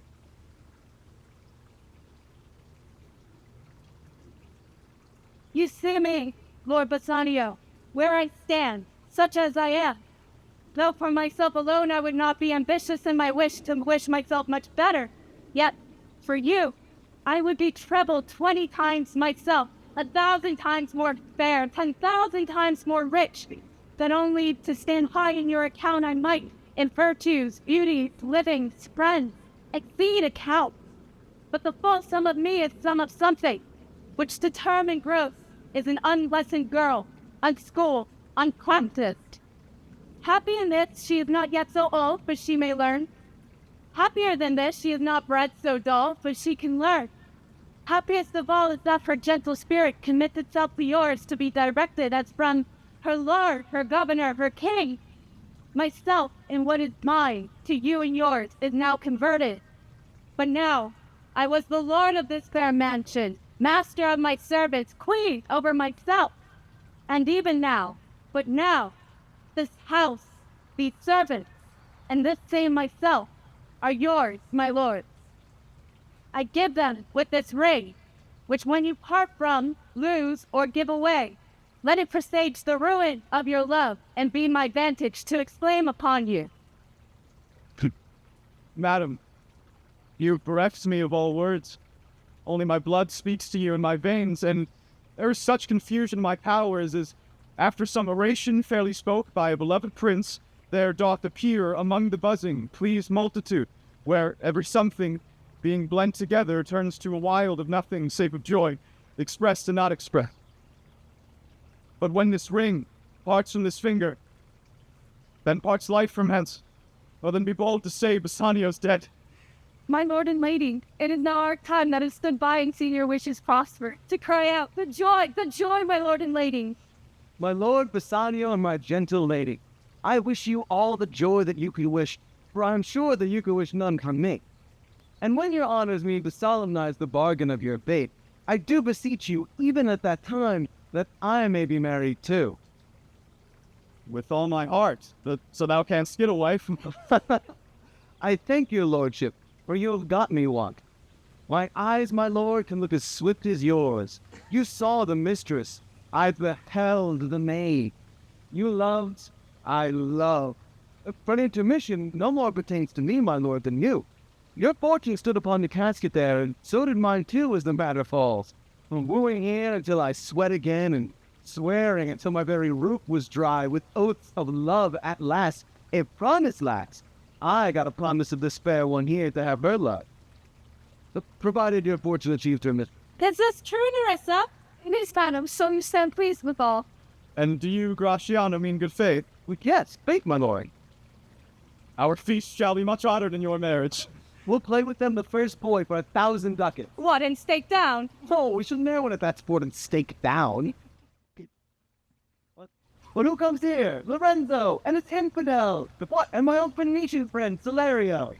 Lorenzo and Celerio, welcome hither. If that the youth of my new interest here have power to bid you welcome. By your leave, I bid my very friends and countrymen sweet Portia welcome. So do I, my lord. They're entirely welcome. I thank your honor. For my part, my lord, it was not my purpose to have seen you here. But in meeting with Celerio, by the way, he did entreat me, past all saying nay, to come with him along. I did, my lord, and I have reason for it. Your Antonio commends him to you. Here I ope his letter. I pray you tell me how my good friend Doc. Not sick, my lord, and less in mind, nor well, in less in mind. His letter there will show you his state. Larissa, young stranger, bid her welcome. Your hand, Celerio, what news from Venice? How about that royal merchant, good Antonio? I know he will be glad of our success, for we are the Jasons. We have won the police. I would. You had won the police that he hath lost. There are some shrewd contents in yon same paper that steals the color from Bassanio's cheek. Some dear friend dead, else nothing in the world could turn so much the constitution of any constant man. What? Worse and worse. With leave, Bassanio, I am half yourself, and I must freely have the half of anything the same paper brings you. Sweet Portia, here are a few of the unpleasantest words that ever blotted paper. Gentle lady, when I did first impart my love to you, I freely told you all the wealth I had ran in my veins. I was a gentleman, and then I told you true. And yet, dear lady, rating myself at nothing, you shall see how much I was a braggart. When I told you my state was nothing, I should then have told you that I was worse than nothing. For, indeed, I have engaged myself to a dear friend. Engaged my friend to his mere enemy to feed my meat. Here is a letter, lady, the paper, as the body of my friend, and every word in it, a gaping wound issuing lifeblood. But is it true, Solario? Have all his ventures failed? Not one hit? From Tripoli, from Mexico and England, from Lisbon, Barbary, and India, and not one vessel escaped the dreadful touch of merchant-bearing rocks. Not one, my lord. Besides, it should appear that if he had the money present to pay the Jew, he would not take it. And never did I know a creature that did bear the shape of man, so keen and greedy to confound a man. He plies the Duke at morning and at night, and doth impeach the freedom of the state if they deny him justice. 20 merchants, the Duke himself, and the magnificos of greatest court have all persuaded with him, but none can drive him from the envious plea of forfeiture, of justice, and his bond. When I was with him, I had heard him swear to will and trust his buccaneer, that he would rather have Antonio's flesh than 20 times the value of the son that he did owe him. And I know, my lord, if law, authority, and power deny that, it will go hard with poor Antonio. Is it your dear friend that is less in trouble? The dearest friend to me, the kindest man, the best conditioned and unwearied spirit in doing courtesies, and one in whom the ancient Roman honor more appears than any that draws breath in Italy. Well, what sum owes he the Duke? For me, 3,000 ducats. What, no more? Pay him 6,000 and deface the bond. Double 6,000 and then treble that before a friend of this description shall lose a hair through Bassanio's fault. First go with me to church and call me wife, then away to Venice to your friend, for never shall you lie by Portia's side with an unquiet soul. You shall have gold to pay the petty debt 20 times over. When it is paid, bring your true friend along. My maid Nerissa and myself meet the time will live as maids and widows. Come away, for you shall hence upon your wedding day. Bid your friends welcome, show a merry cheer. Since you are dear bought, I will love you dear. But let me hear the letter of your friend.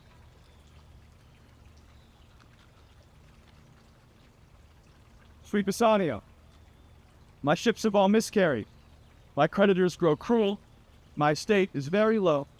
My bond to the Jew is forfeit, and since in paying it, it is impossible I should live. All debts are cleared between you and I. If I might but see you at my death, notwithstanding use your pleasure. If your love do not persuade you to come, let not my letter. So, love, dispatch all business and be gone. Since I have your good leave to go away, I will make haste. But till I come again, no bed shall e'er be guilty of my stay, no rest be interposed betwixt us twain.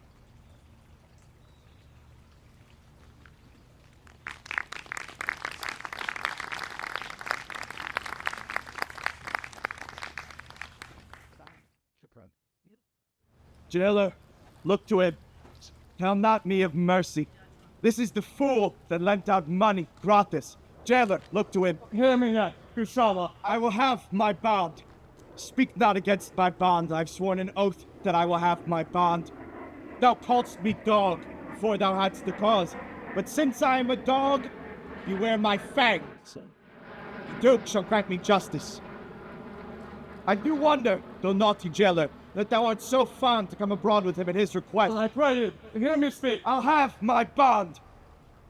I will not hear thee speak. I will have my bond, and therefore speak no more. I'll not be made a soft, dull-eyed fool to shake the head, sigh, and relent and yield. The Christian intercessors, follow not. I'll have no speaking. I will have my bond. It is the most impenetrable cur that ever kept with men. Let him alone. I'll follow him no more with bootless prayers. He seeks my life. His reason well I know. I oft delivered from his forfeitures many that have at times made moan to me. Therefore he hates me. I am sure the Duke will never grant this forfeiture to hold. The Duke cannot deny the course of law, for the commodity that strangers have with us in Venice, if it be denied, will much impeach the justice of his state, since that the trade and profit of his nation consists of all nations. Therefore go. And these griefs and losses have so baited me that I shall hardly spare a pound of flesh tomorrow to my bloody creditor. Well, jailer, on. Pray God Bassanio come to see me pay his debt, and then I care not.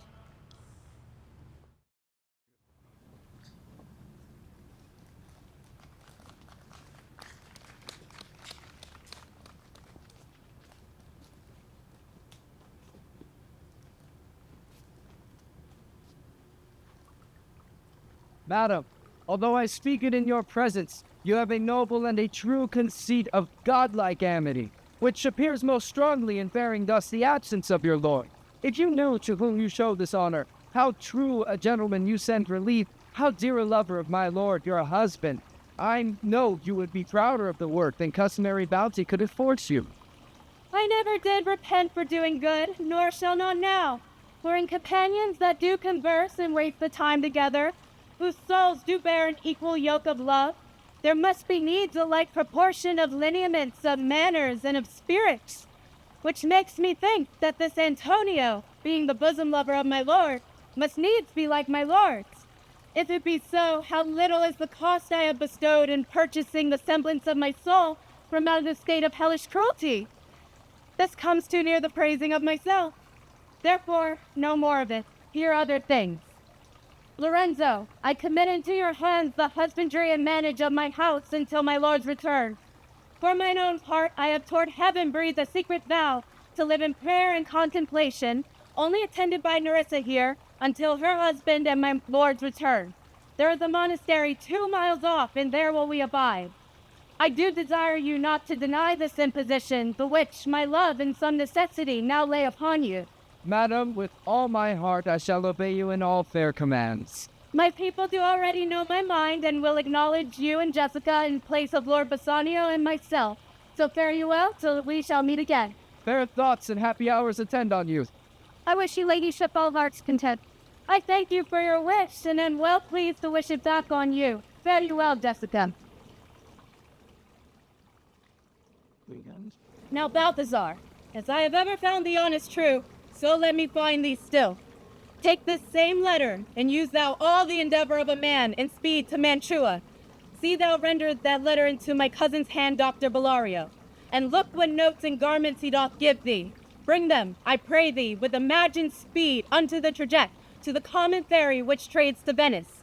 Waste no time in words, but get thee gone. I shall be there before thee. Madame, I go with all convenient speed. Come on, Nerissa. I have work in hand that you yet know not of. We'll see our husbands before they can think of us. Shall they see us? They shall, Nerissa, but in such a habit that they shall think we are accomplished with that we lack. I'll hold thee any wager when we are both accoutred like young men. I'll prove the prettier fellow of the two, and wear my dagger with the braver grace, and speak between the change of man and boy with a reed voice, and turn 2 mincing steps into a manly stride, and speak a phrase like a fine bragging youth, and tell quaint lies how honorable ladies sought my love, which I denying, they fell sick and died. I could not do withal, and then I'll repent and wish that for all that I had not killed them. And 20 of these puny lies I'll tell, that men shall swear I have discontinued school above a 12th month. I have within my mind 1,000 raw tricks of these bragging jacks, which I will practice. Why shall we turn to men? Why, what a question's that? If thou wert near a lewd interpreter. But come, I'll tell thee all my whole device when I am in my coach, which stays for us at the park gate. And therefore, haste away, for we must measure 20 miles today.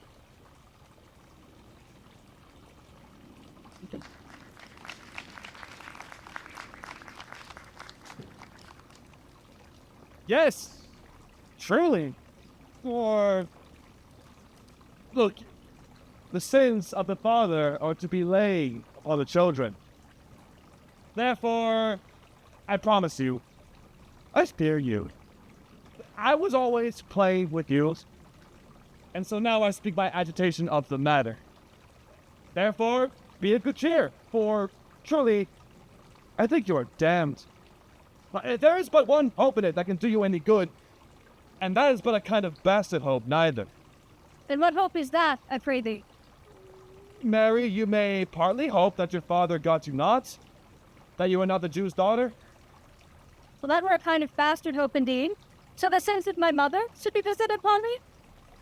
Truly, then, I fear you are damned both by father and mother. Thus, when I shun Scylla, your father, I fall into Charybdis, your mother. Well, you are gone both ways. I shall be saved by my husband. He hath made me a Christian. Truly, the more to blame he. We were Christians and now before, and even as many as could well live one by another. This making Christians will raise the price of hogs. If we grow all to be pork eaters, we should shortly have a rasher on the coast for money. I'll tell my husband Lancelot what you say. Oh, here I come. I shall grow jealous of you shortly, Lancelot, if you thus get my wife into corners. Nay, you need not fear us, Lorenzo. Lancelot and I are out. He tells me flatly there is no mercy for me in heaven, because I am a Jew's daughter, and he says you are no good member of the Commonwealth, for in converting Jews to Christians, you raise the price of pork. I will answer that better to the Commonwealth than you can the getting up of the belly. The Moors with child by you, Lancelot. It is much that the more should be more than reason. But if she be less than an honest woman, she is certainly more than I took her for. How every fool can play upon the word. I think the best grace of wit will shortly turn to silence, and discourse become commendable in none only but parrots. Go in, sirrah, bid them prepare for dinner. That is done, sir. They have all stomachs. Goodly Lord, what a wit snapper art thou. Then bid them prepare dinner.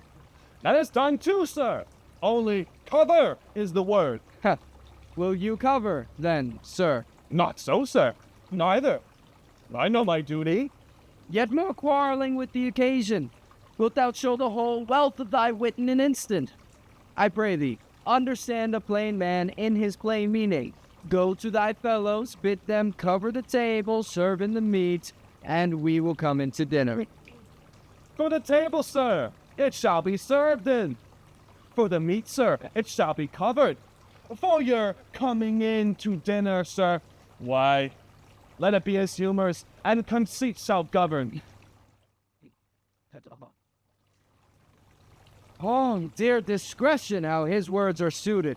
The fool hath planted in his memory an army of good words, and I do know many fools seated in better place than him, are garnished like him, that for a tricksy word defy the matter. How cheerest thou, Jessica? And now, good sweet, say thy opinion. How likest thou the Lord Bassanio's wife? Past all expressing, it is very meet the Lord Bassanio live an upright life, for in having such a blessing in his lady, he finds the joys of heaven here on earth. And if on earth he do not mean it, it is reason he should never come to heaven. Why, if two gods should play some heavenly match, and on the wager lay 2 or 3 women, and Portia one, there must be something else pawned with the other, for the poor rude world hath not her fellow. Even hast thou of me such a husband as she is for a wife? Nay, but ask my opinion too of that. I will, anon. First let us go into dinner. Nay, let me praise you while I have a study. No, let it serve for table talk, then howsoe'er thou speakest, among other things, I shall digest it. Well, I'll set you forth.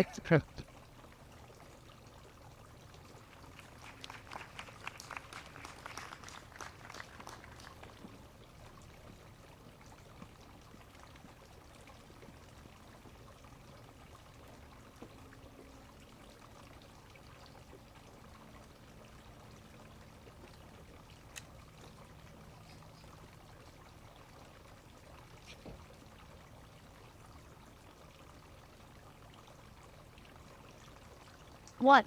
D'Antonio here. Ready, so please your grace. I am sorry for thee. Thou art come to answer a stony adversary, an inhuman wretch, void and empty from any dram of mercy. I have heard your grace have taken great pains to qualify his rigorous course. But since he stands obdurate, that no lawful means can carry me out of his envy's reach, to oppose my patience to his fury, and am armed to suffer with a quietness of spirit, very tyranny and rage of his. Go on and call the Jew into the court. He is ready at the door.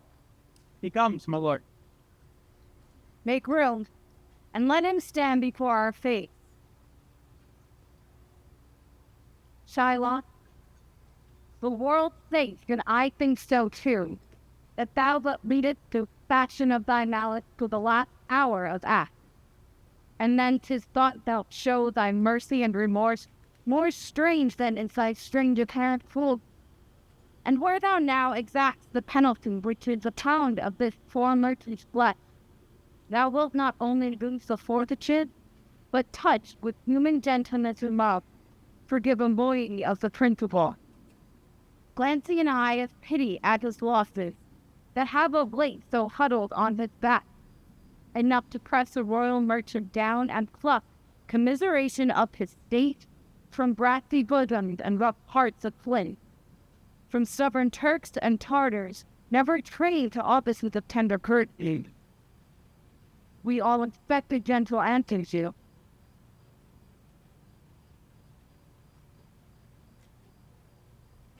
I have possessed your grace of what I purpose, and by our holy Sabbath have I sworn to have the due and forfeit of my bond. If you deny it, let the danger light upon your charter and your city's freedom. You'll ask me why I rather choose to have a weight of carrion flesh than to receive 3,000 ducats. I'll not answer that, but say it is my humor. Is it answered? What if my house be troubled with a rat, and I be pleased to give 10,000 ducats to have it baned? Are you answered yet? Some men there are, love not a gaping pig, some that are mad if they behold a cat, and others, when the bagpipe sings of the nose, cannot contain their urine. For affection, mistress of passion, sways it to the mood of what it likes or loathes. Now, for your answer. As there is no firm reason to be rendered, why he cannot abide a gaping pig, why he a harmless necessary cat, why he a woolen bagpipe, but of force, must yield to such inevitable shame as to offend himself being offended, so can I give no reason, nor I will not. More than a lodged hate, a certain loathing that I bear Antonio, that I follow thus in losing suit against him. Are you answered? This is no answer, thou unfeeling man, to excuse the current of thy cruelty. I am not bound to please thee with my answers. Do all men kill the things they do not love? Hates any man the thing he would not kill. Every offense is not a hate at first. What, wouldst thou have a serpent sting thee twice? Pray you. Think you question with the Jew? You may as well go stand upon the beach and bid the main flood bait his usual height.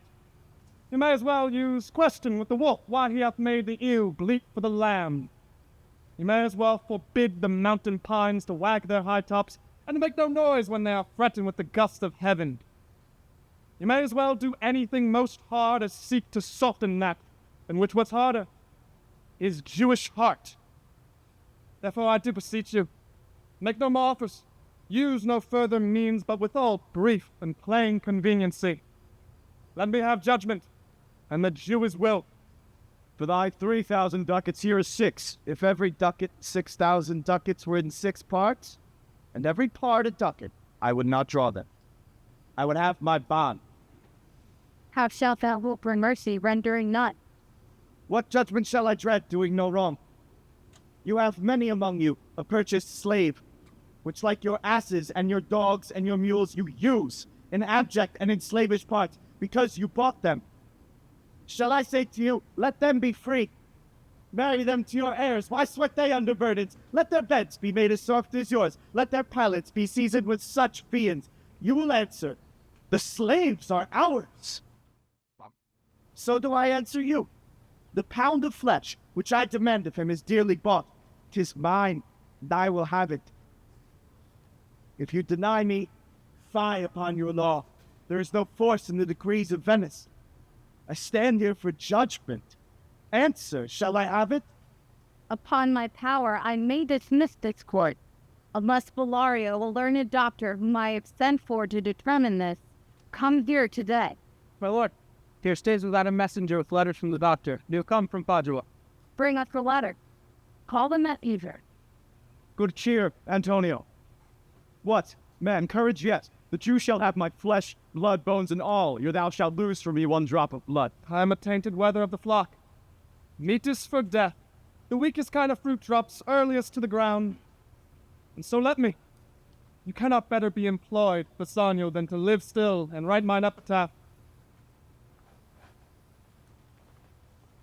Came you from Padua from old Bellario? From both, my lord. Bellario greets your grace. Why dost thou whet thy knife so earnestly? To cut the forfeiture from that bankrupt there. Not on thy soul, but on thy soul, harsh Jew, thou makest thy knife keen. But no metal can know, not the hangman's axe, bear half the keenness of thy sharp envy. Can no prayer pierce thee? No, None that thou hast wit enough to make. Be thou damned inexcusable dog, and for thy like let justice be accused. Thou almost makest me waver in my faith, to hold opinion with Pythagoras that souls of animals infuse themselves into the trunks of men. Thy currish spirit governed a wolf, who hanged for human slaughter, even from the gallows did his spell so fleet. And whilst thou layest in thy unhallowed dam, infused itself in thee, but thy desires are wolfish, bloody, starved, and rabid. Till thou canst rail the seal from off my bond, thou but offense thy lungs, speak so loud. Repair thy wit, good youth, or fall to cureless ruin. Stand here for law. This letter from Bellario doth commend a young and learned doctor to our court. Where is he? And he attendeth here hard by to know your answer, whether you will admit him. With all my heart. Will you go give him courteous conduct to this place? Meantime, the court shall hear Bellario's letter.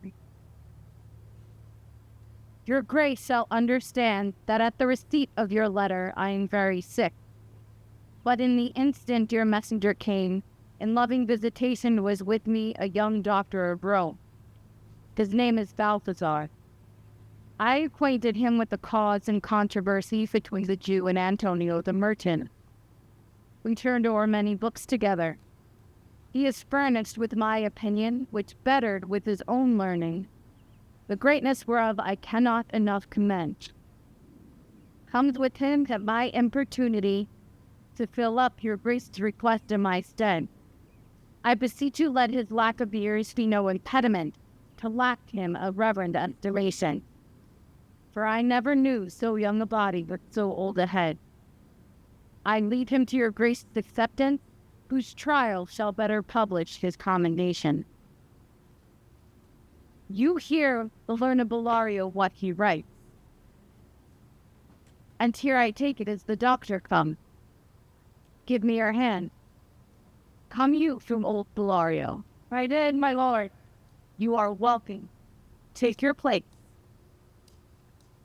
Are you acquainted with the difference that holds this present question in the court? I am informed thoroughly of the cause, which is the merchant here and which the Jew. Antonio and old Shylock both stand forth. Is your name Shylock? Shylock is my name. Of a strange nature is the suit you follow, yet in such rule that the Venetian law cannot impugn you as you do proceed. You stand within his danger, do you not? Aye, so he says. Do you confess the bond? I do. Then must the Jew be merciful. On what compulsion must I? Tell me that. The quality of mercy is not stray. It droppeth as a gentle rain from heaven upon the place beneath. It is twice blessed. It blesseth him that gives and him that takes. 'Tis mightiest in the mightiest. It becomes the throned monarch better than his crown. His scepter shows the force of temporal power, the attribute to awe and majesty, wherein doth sit the dread and fear of kings. But mercy is above this sceptred sway. It is enthroned in the hearts of kings. It is an attribute to God himself. And earthly powers doth then show like its gods when mercy pleases justice. Therefore, Jew, though justice be thy plea, consider this, that in the course of justice none of us should see salvation. We do pray for mercy, and that same prayer doth teach us all to render the deeds of mercy. I have spoken thus much to mitigate the justice of thy plea, which, if thou follow, this strict court of Venice must needs give sentence against the merchant there. My deeds upon my head. I crave the law, the penalty and forfeit of my bond. Is he not able to discharge the money? Yes, here I tender it for him in the court, yea, twice the sum. If that will not suffice, I'll be bound to pay it 10 times over, on forfeit of my hands, my head, my heart. If this will not suffice, it must appear that malice bears down free. And I beseech you, rest once the law to your authority, to do a great right, do a little wrong, and curb this cruel devil of his will. It must not be. There is no power in Venice can alter a decree established. 'Twill be recorded for a precedent, and many an error by the same example will rush into the state. It cannot be. A Daniel come to judgment, yea, a Daniel. A wise young judge, how do I honor thee? I pray you, let me look upon the bond. Here it is, most reverend doctor. Here it is.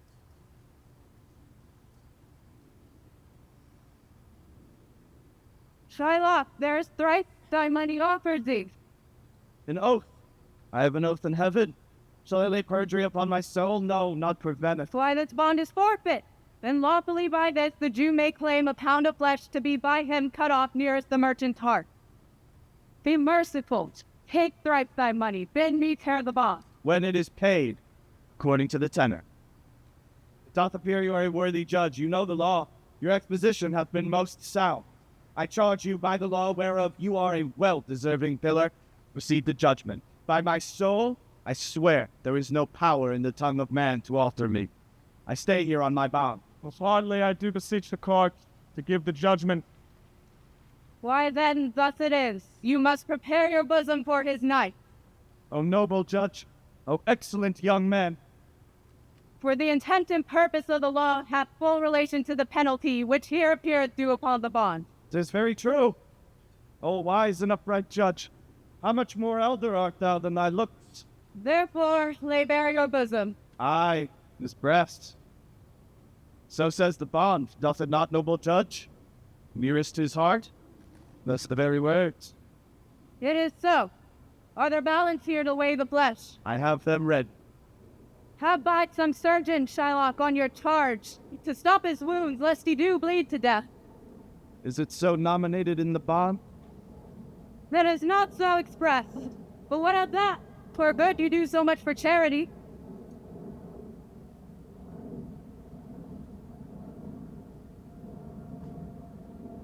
I cannot find it. It's not in the bond. You, merchant, have you anything to say? But little. I am armed and well prepared. Give me your hand, Bassanio.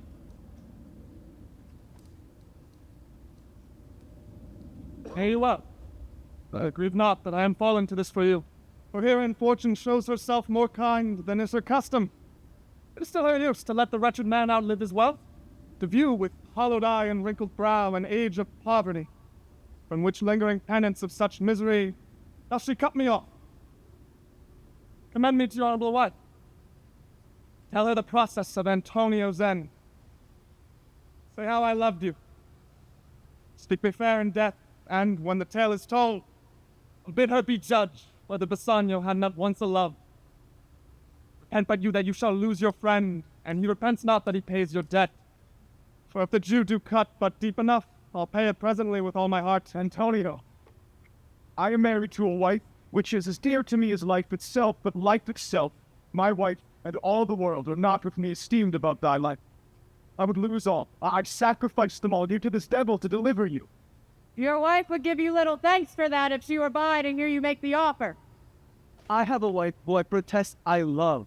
I would she were in heaven, so she can entreat some power to change this currish Jew. 'Tis well you make the offer behind her back, though which else would make an unquiet house. These be the Christian husbands. I have a daughter. Would any of the stock of Barabbas had been her husband rather than a Christian? We trifle time. I pray thee, pursue sentence. A pound of that same merchant's flesh is thine. The court awards it, and the law doth give it. Most rightful judge. And you must cut this flesh from off his breast. The law allows it, and the court awards it. Most learned judge. Sentence. Come. Prepare. Tarry little, there is something else. This bond doth give thee here no jot of blood. The words expressly are, a pound of flesh. Take then thy bond. Take thou thy pound of flesh. But in the cutting it, if thou dost shed one drop of Christian blood, thy lands and goods are by the laws of Venice confiscate unto the state of Venice. Oh, upright judge. Mark, Jew. A learned judge. Is that the law? Thyself shall see the act. For as thou urgest justice, be assured thou shalt have justice more than thou desires. A learned judge. Mark, Jew. A learned judge. I take this offer that pay the bond thrice. Let the Christian go. Here is the money. Soft. The Jew shall have all justice. Soft, no haste. He shall have nothing but the penalty. Oh, Jew, an upright judge, a learned judge. Therefore, prepare thee to cut off the flesh. Shed thou no blood, nor cut thou less nor more, but just a pound of flesh. If thou takest more or less than a just pound, be it so much as makes it light or heavy in the substance, or the division of the 20th part of one poor scruple. Nay, if the scale do turn but in the estimation of a hair, thou diest, and all thy goods are confiscate. A second Daniel, a Daniel Jew. Now, infidel, I have thee on the hip.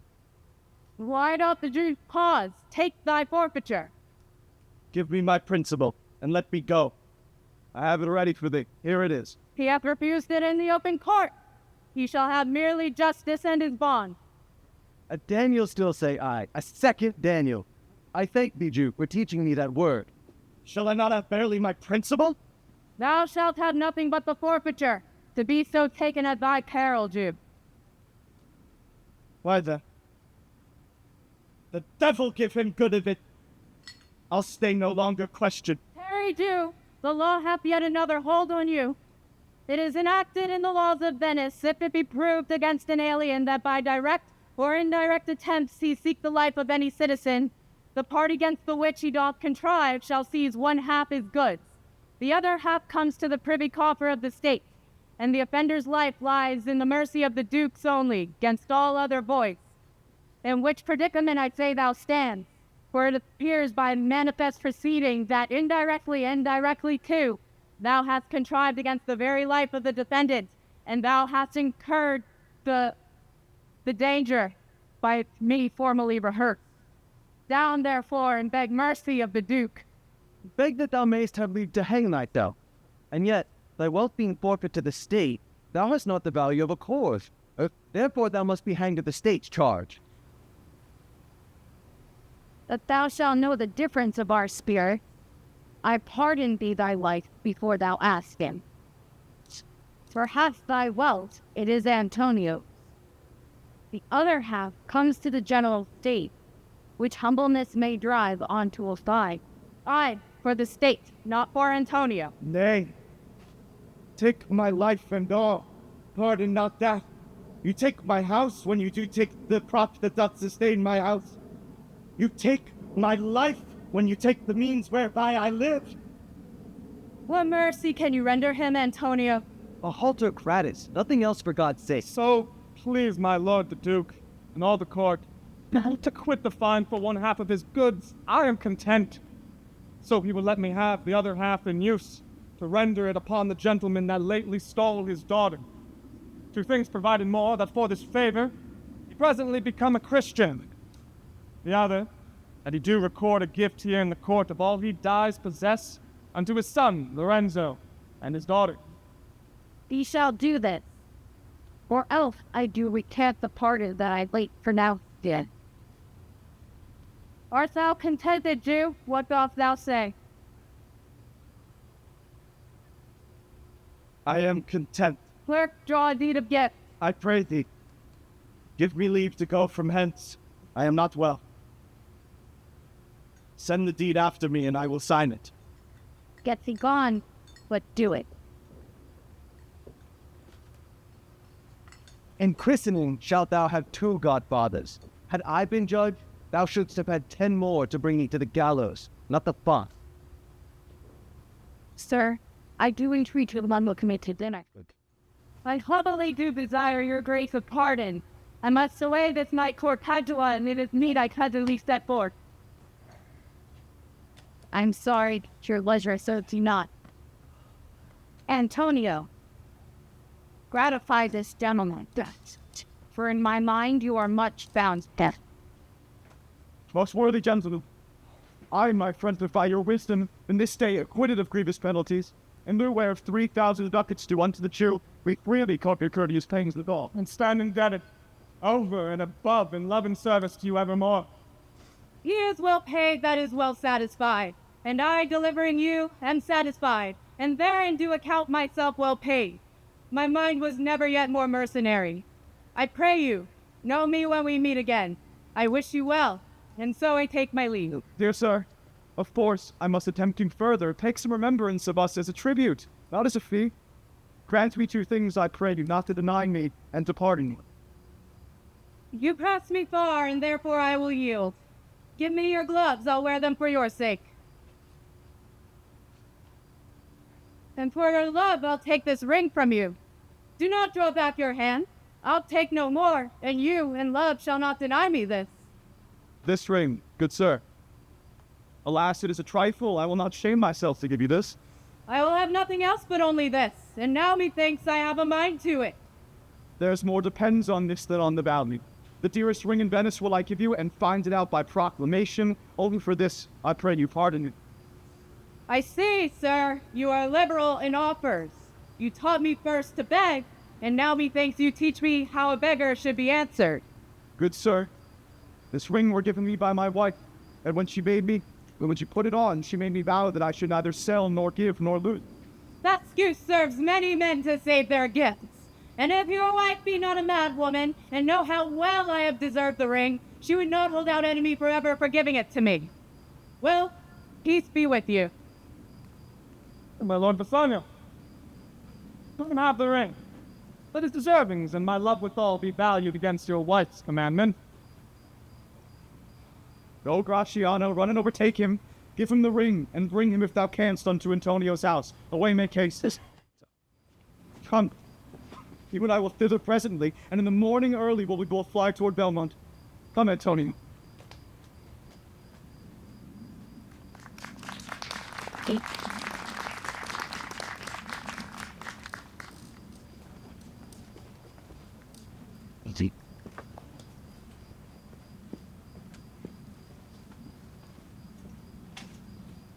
Sure.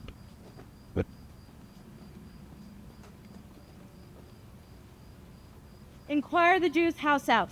Give him this deed and let him sign it. We'll away tonight and be a night before our husband's home.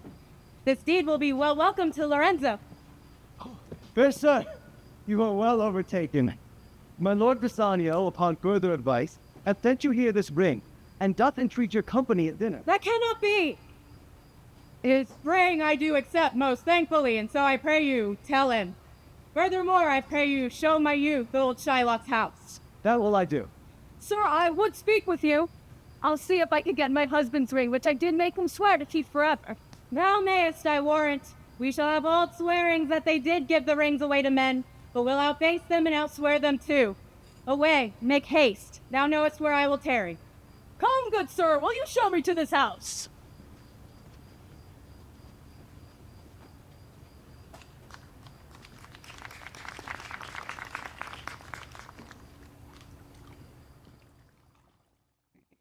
The moon shines bright. In such a night as this, when the sweet wind did gently kiss the trees, and they did make no noise. In such a night, Troilus, methinks, mounted the Trojan walls and sighed his soul toward the Grecian tents where Cressid lay that night. And such a night did Thisbe fearfully o'ertrip the dew, and saw the lion's shadow aired himself and ran dismayed away. In such a night stood Dido with a willow in her hand upon the wild sea banks, and waft her love to come again to Carthage. In such a night, Medea gathered the enchanted herbs that did renew old Aesum. In such a night did Jessica steal from the wealthy Jew, and with an unthrift love did run from Venice as far as Belmont. In such a night did young Lorenzo swear he loved her well, sealing her soul with many vows of faith and ne'er a true one. In such a night did pretty Jessica, like a little shrew, slander her love, as he forgave it hers. I would at night you did nobody come, but hark, I hear the footing of a man. Who comes so quickly in the silence of night? A friend. A friend? What friend? Your name, I pray you, friend. Stefano is my name, and I bring word. My mistress will, before the break of day, be here at Belmont. She doth stray about by holy crosses, where she kneels and prays for happy wedlock hours. Who comes with her? None but a holy hermit and her maid. I pray you, has my master yet returned? He is not yet, nor have we not heard from him. But go we in, Jessica, I pray thee, and ceremoniously let us prepare some welcome to the mistress of the house. Sola! Sola! Whoa! Ha-ho! Sola! Sola! Who calls? Sola! Did you see Master Lorenzo and Mistress Lorenza? Sola! Sola! Leave hallooing, man. Here. Sola! Where? Where? Here! Tell there's a post come from my master with his horn full of good news. And my master will be here ere morning. Sweet soul, let's in, and there expect their coming. And yet, no matter. Why should we go in? My friend, Stefano, signify, I pray you, within the house. Your mistress is at hand, and bring the music forth into the air. How sweet the moonlight sleeps upon this bank. Here where we sit, and let the sounds of music creep in our ears. Soft stillness in the night become the touches of sweet harmony. Sit, Jessica. Look how the floor of heaven is thick inlaid with patterns of bright gold. There's not but the smallest orb which thou beholdest, but in his motion, like an angel, sings, still choiring to the young-eyed cherubims. Such harmony is in immortal souls. But whilst this muddy vesture of decay doth grossly close it in, we cannot hear it. Come, ho, wake Diana with a hymn, and with sweetest touches pierce your mistress's ear and draw her home. I'm never merry when I hear sweet music. The reason is your spirits are attentive. For do but note a wild and wanton herd or race of youthful and unhandled colts, fetching mad bounds, bellowing and neighing loud, which is the hot condition of their blood. If they should but hear, perchance, a trumpet sound, or any air of music touch their ears, you will perceive them make a mutual stand, their savage eyes turned to a modest gaze by the sweet power of music. Therefore did the poet feign that Orpheus drew trees, stones, and floods, since not so stockish, hard, and full of rage, but music, for the time doth change his nature. The man that hath no music inside himself, nor is not moved with concord of sweet sounds, is fit for treasons, stratagems, and spoils. The motions of his spirit are as dull as night, and his affections dark as Erebus. Let no such man be trusted. Mark the music. That light we see is burning in my home. How far that little candle throws his beams. Sunshine could be deed in a naughty world. When the moon shone, we did not see the candle. So not the greater glory did for less. A substitute signs bright we had the kings, until the king be by, and then the state empties itself, as doth an inland brook into the main of waters. Music, hark! It is your music, madam of the house. Nothing is good, I see, without respect. Methinks it sounds much sweeter than by day. Silence bestows that virtue on it, madam. The crow doth sing as sweetly as the lark when neither is attended. And, I think, the nightingale, if she should sing by day, when every goose is cackling, would be thought no better a musician than the wren. How many things by season are to their right praise and true perfection. Peace! How the moon sleeps with Endymion and would not be awake. That is the voice, or I am much mistaken, of Portia. He knows me as the blind man knows the cuckoo, by the bad voice. Dear lady, welcome home. We have been praying for our husband's welfare, which speed we hope the better for our words. Are they returned? Madam, they are not yet, but there is come a messenger before to signify their coming. Go in, Nerissa. Give order to my servants that they take no note at all of our being absent hence. Nor you, Lorenzo. Jessica, nor you.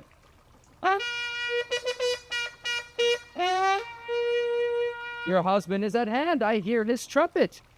We are no telltales, madam. Fear you not.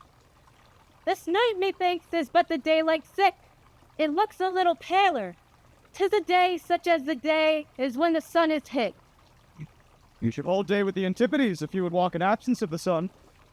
Let me give light, but let me not be light. For a light wife doth make a heavy husband, and never be Bassanio for me. But God sort all. You are welcome home, my lord. I thank you, madam. Give welcome to my friend. This is the man. This is Antonio, to whom I am so infinitely bound. You should in all sense be much bound to him, for, as I hear, he was much bound for you. No more than I am well acquitted of. Sir, you are very welcome to our house. It must appear in other ways than words. Therefore, I scant this breathing courtesy. By yonder moon, I swear you do me wrong. In faith, I gave it to the judge's clerk. Would you were guilt that had it for my part, since you do take it, love, so much apart. The quarrel, ho, already. What's the matter? Out of hoop of gold, a paltry ring that she did give me, whose posy was for all the world like Cutler's poetry upon a knife. Love me and leave me not. What's up, you work of Rosie or the Valley? You swore to me when I did give it to you that you would wear it till your hour of death, and it should lie with you in your grave. Though not for me, but for your vehement oaths, you should then respect it and accept it. David a judge is judge. No, God's my judge. The fuck would never wear hair and face that matter. Not if we live to be a man. Oh, if a woman lived to be a man. Now by this hand, I gave it to a youth, a kind of boy, a little scrubby boy, no higher than thyself, the judge's clerk. A prating boy that did beg it as a bee, and I could not for my heart deny it him. You are to blame, I must be plain with you. To part so slightly with your wife's first gift, the thing stuck on with oaths upon your finger, and so riveted with faith unto your flesh. I gave my lover ring and made him swear never to part with it, and here he stands. I dare be sworn for him he would not leave it, nor pluck it from his finger for the wealth that the world masters. Now in faith, Gratiano, you give your wife too unkind a cause of grief, and twere to me, I should be mad at it.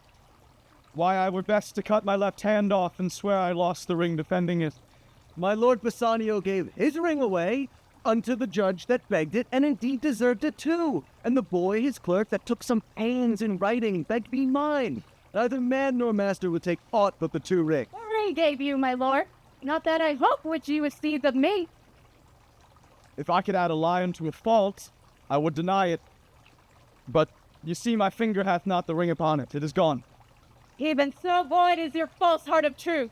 By heaven, I will never come in your bed until I see the ring. Nor I, nor still I again see mine. Sweet Portia, if you did know to whom I gave the ring, if you know for whom I gave the ring, and would conceive for what I gave the ring, when naught would be accepted but the ring, you would abate the strength of your displeasure.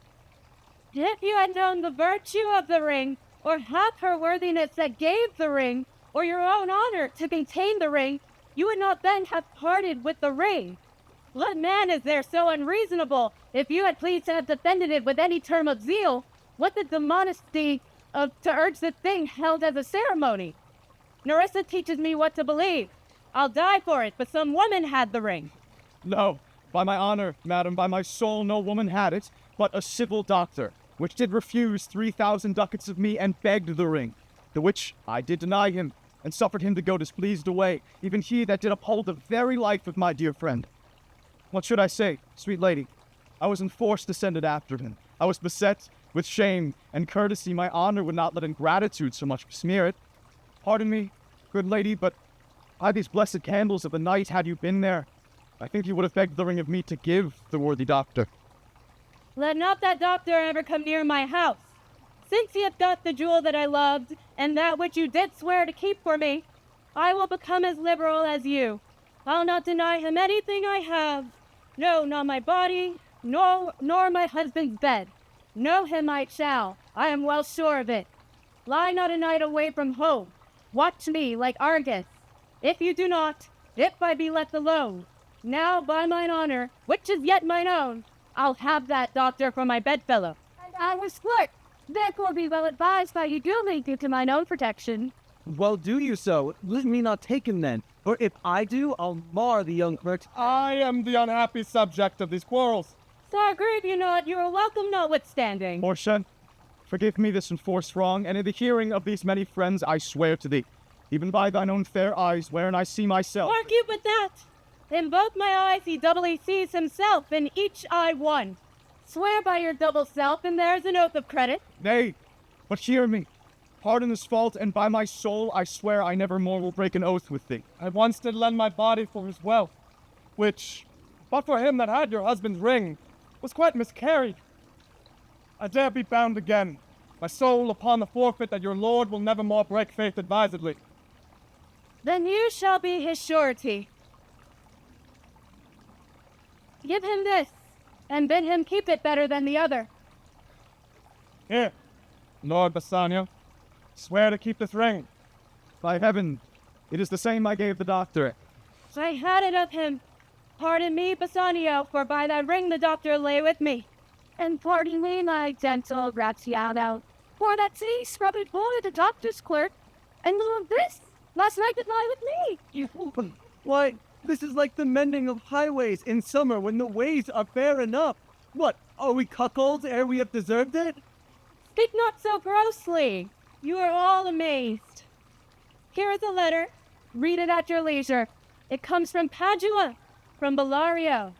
There you shall find that Portia was the doctor, Nerissa there her clerk. Lorenzo here shall witness I set forth as soon as you and even but now return. I have not yet entered my house. Antonio, you are welcome, and I have better news in store for you than you expect. Unseal this letter soon. There you shall find 3 of your argosies are richly come to harbor suddenly. You shall not know by what strange accident I chanced on that letter. I am dumb. Were you the doctor and I knew you not? Were you the clerk that is to make me cuckold? Aye, but the clerk never meant to do it unless he live until he be a man. Sweet doctor, you shall be my bedfellow when I am absent and lie with my wife. Sweet lady, you have given me life and living. For here I read for certain my ships are safely come to road. How now, Lorenzo? My clerk hath some good comforts too for you. Aye, and I'll give them him without fee. There do I give to you and Jessica from the rich Jew a special deed of gift after he dies of all he dies possessed of. Sir, ladies, you drop manna in the way of stark people. It is almost morning, and yet I am sure you are not satisfied of these events at both. Let us go in, and charge us thereupon interrogatories, and we will answer all things faithfully. Let it be so. The first interrogatory my Nerissa will be sworn on is whether till the next night she'd rather stay, or to go to bed now being 2 hours today. But were the day come, I should wish it dark, till I were couching with the doctor's clerk. But while I live, I'll fear no other thing so sore as keeping safe Nerissa's ring.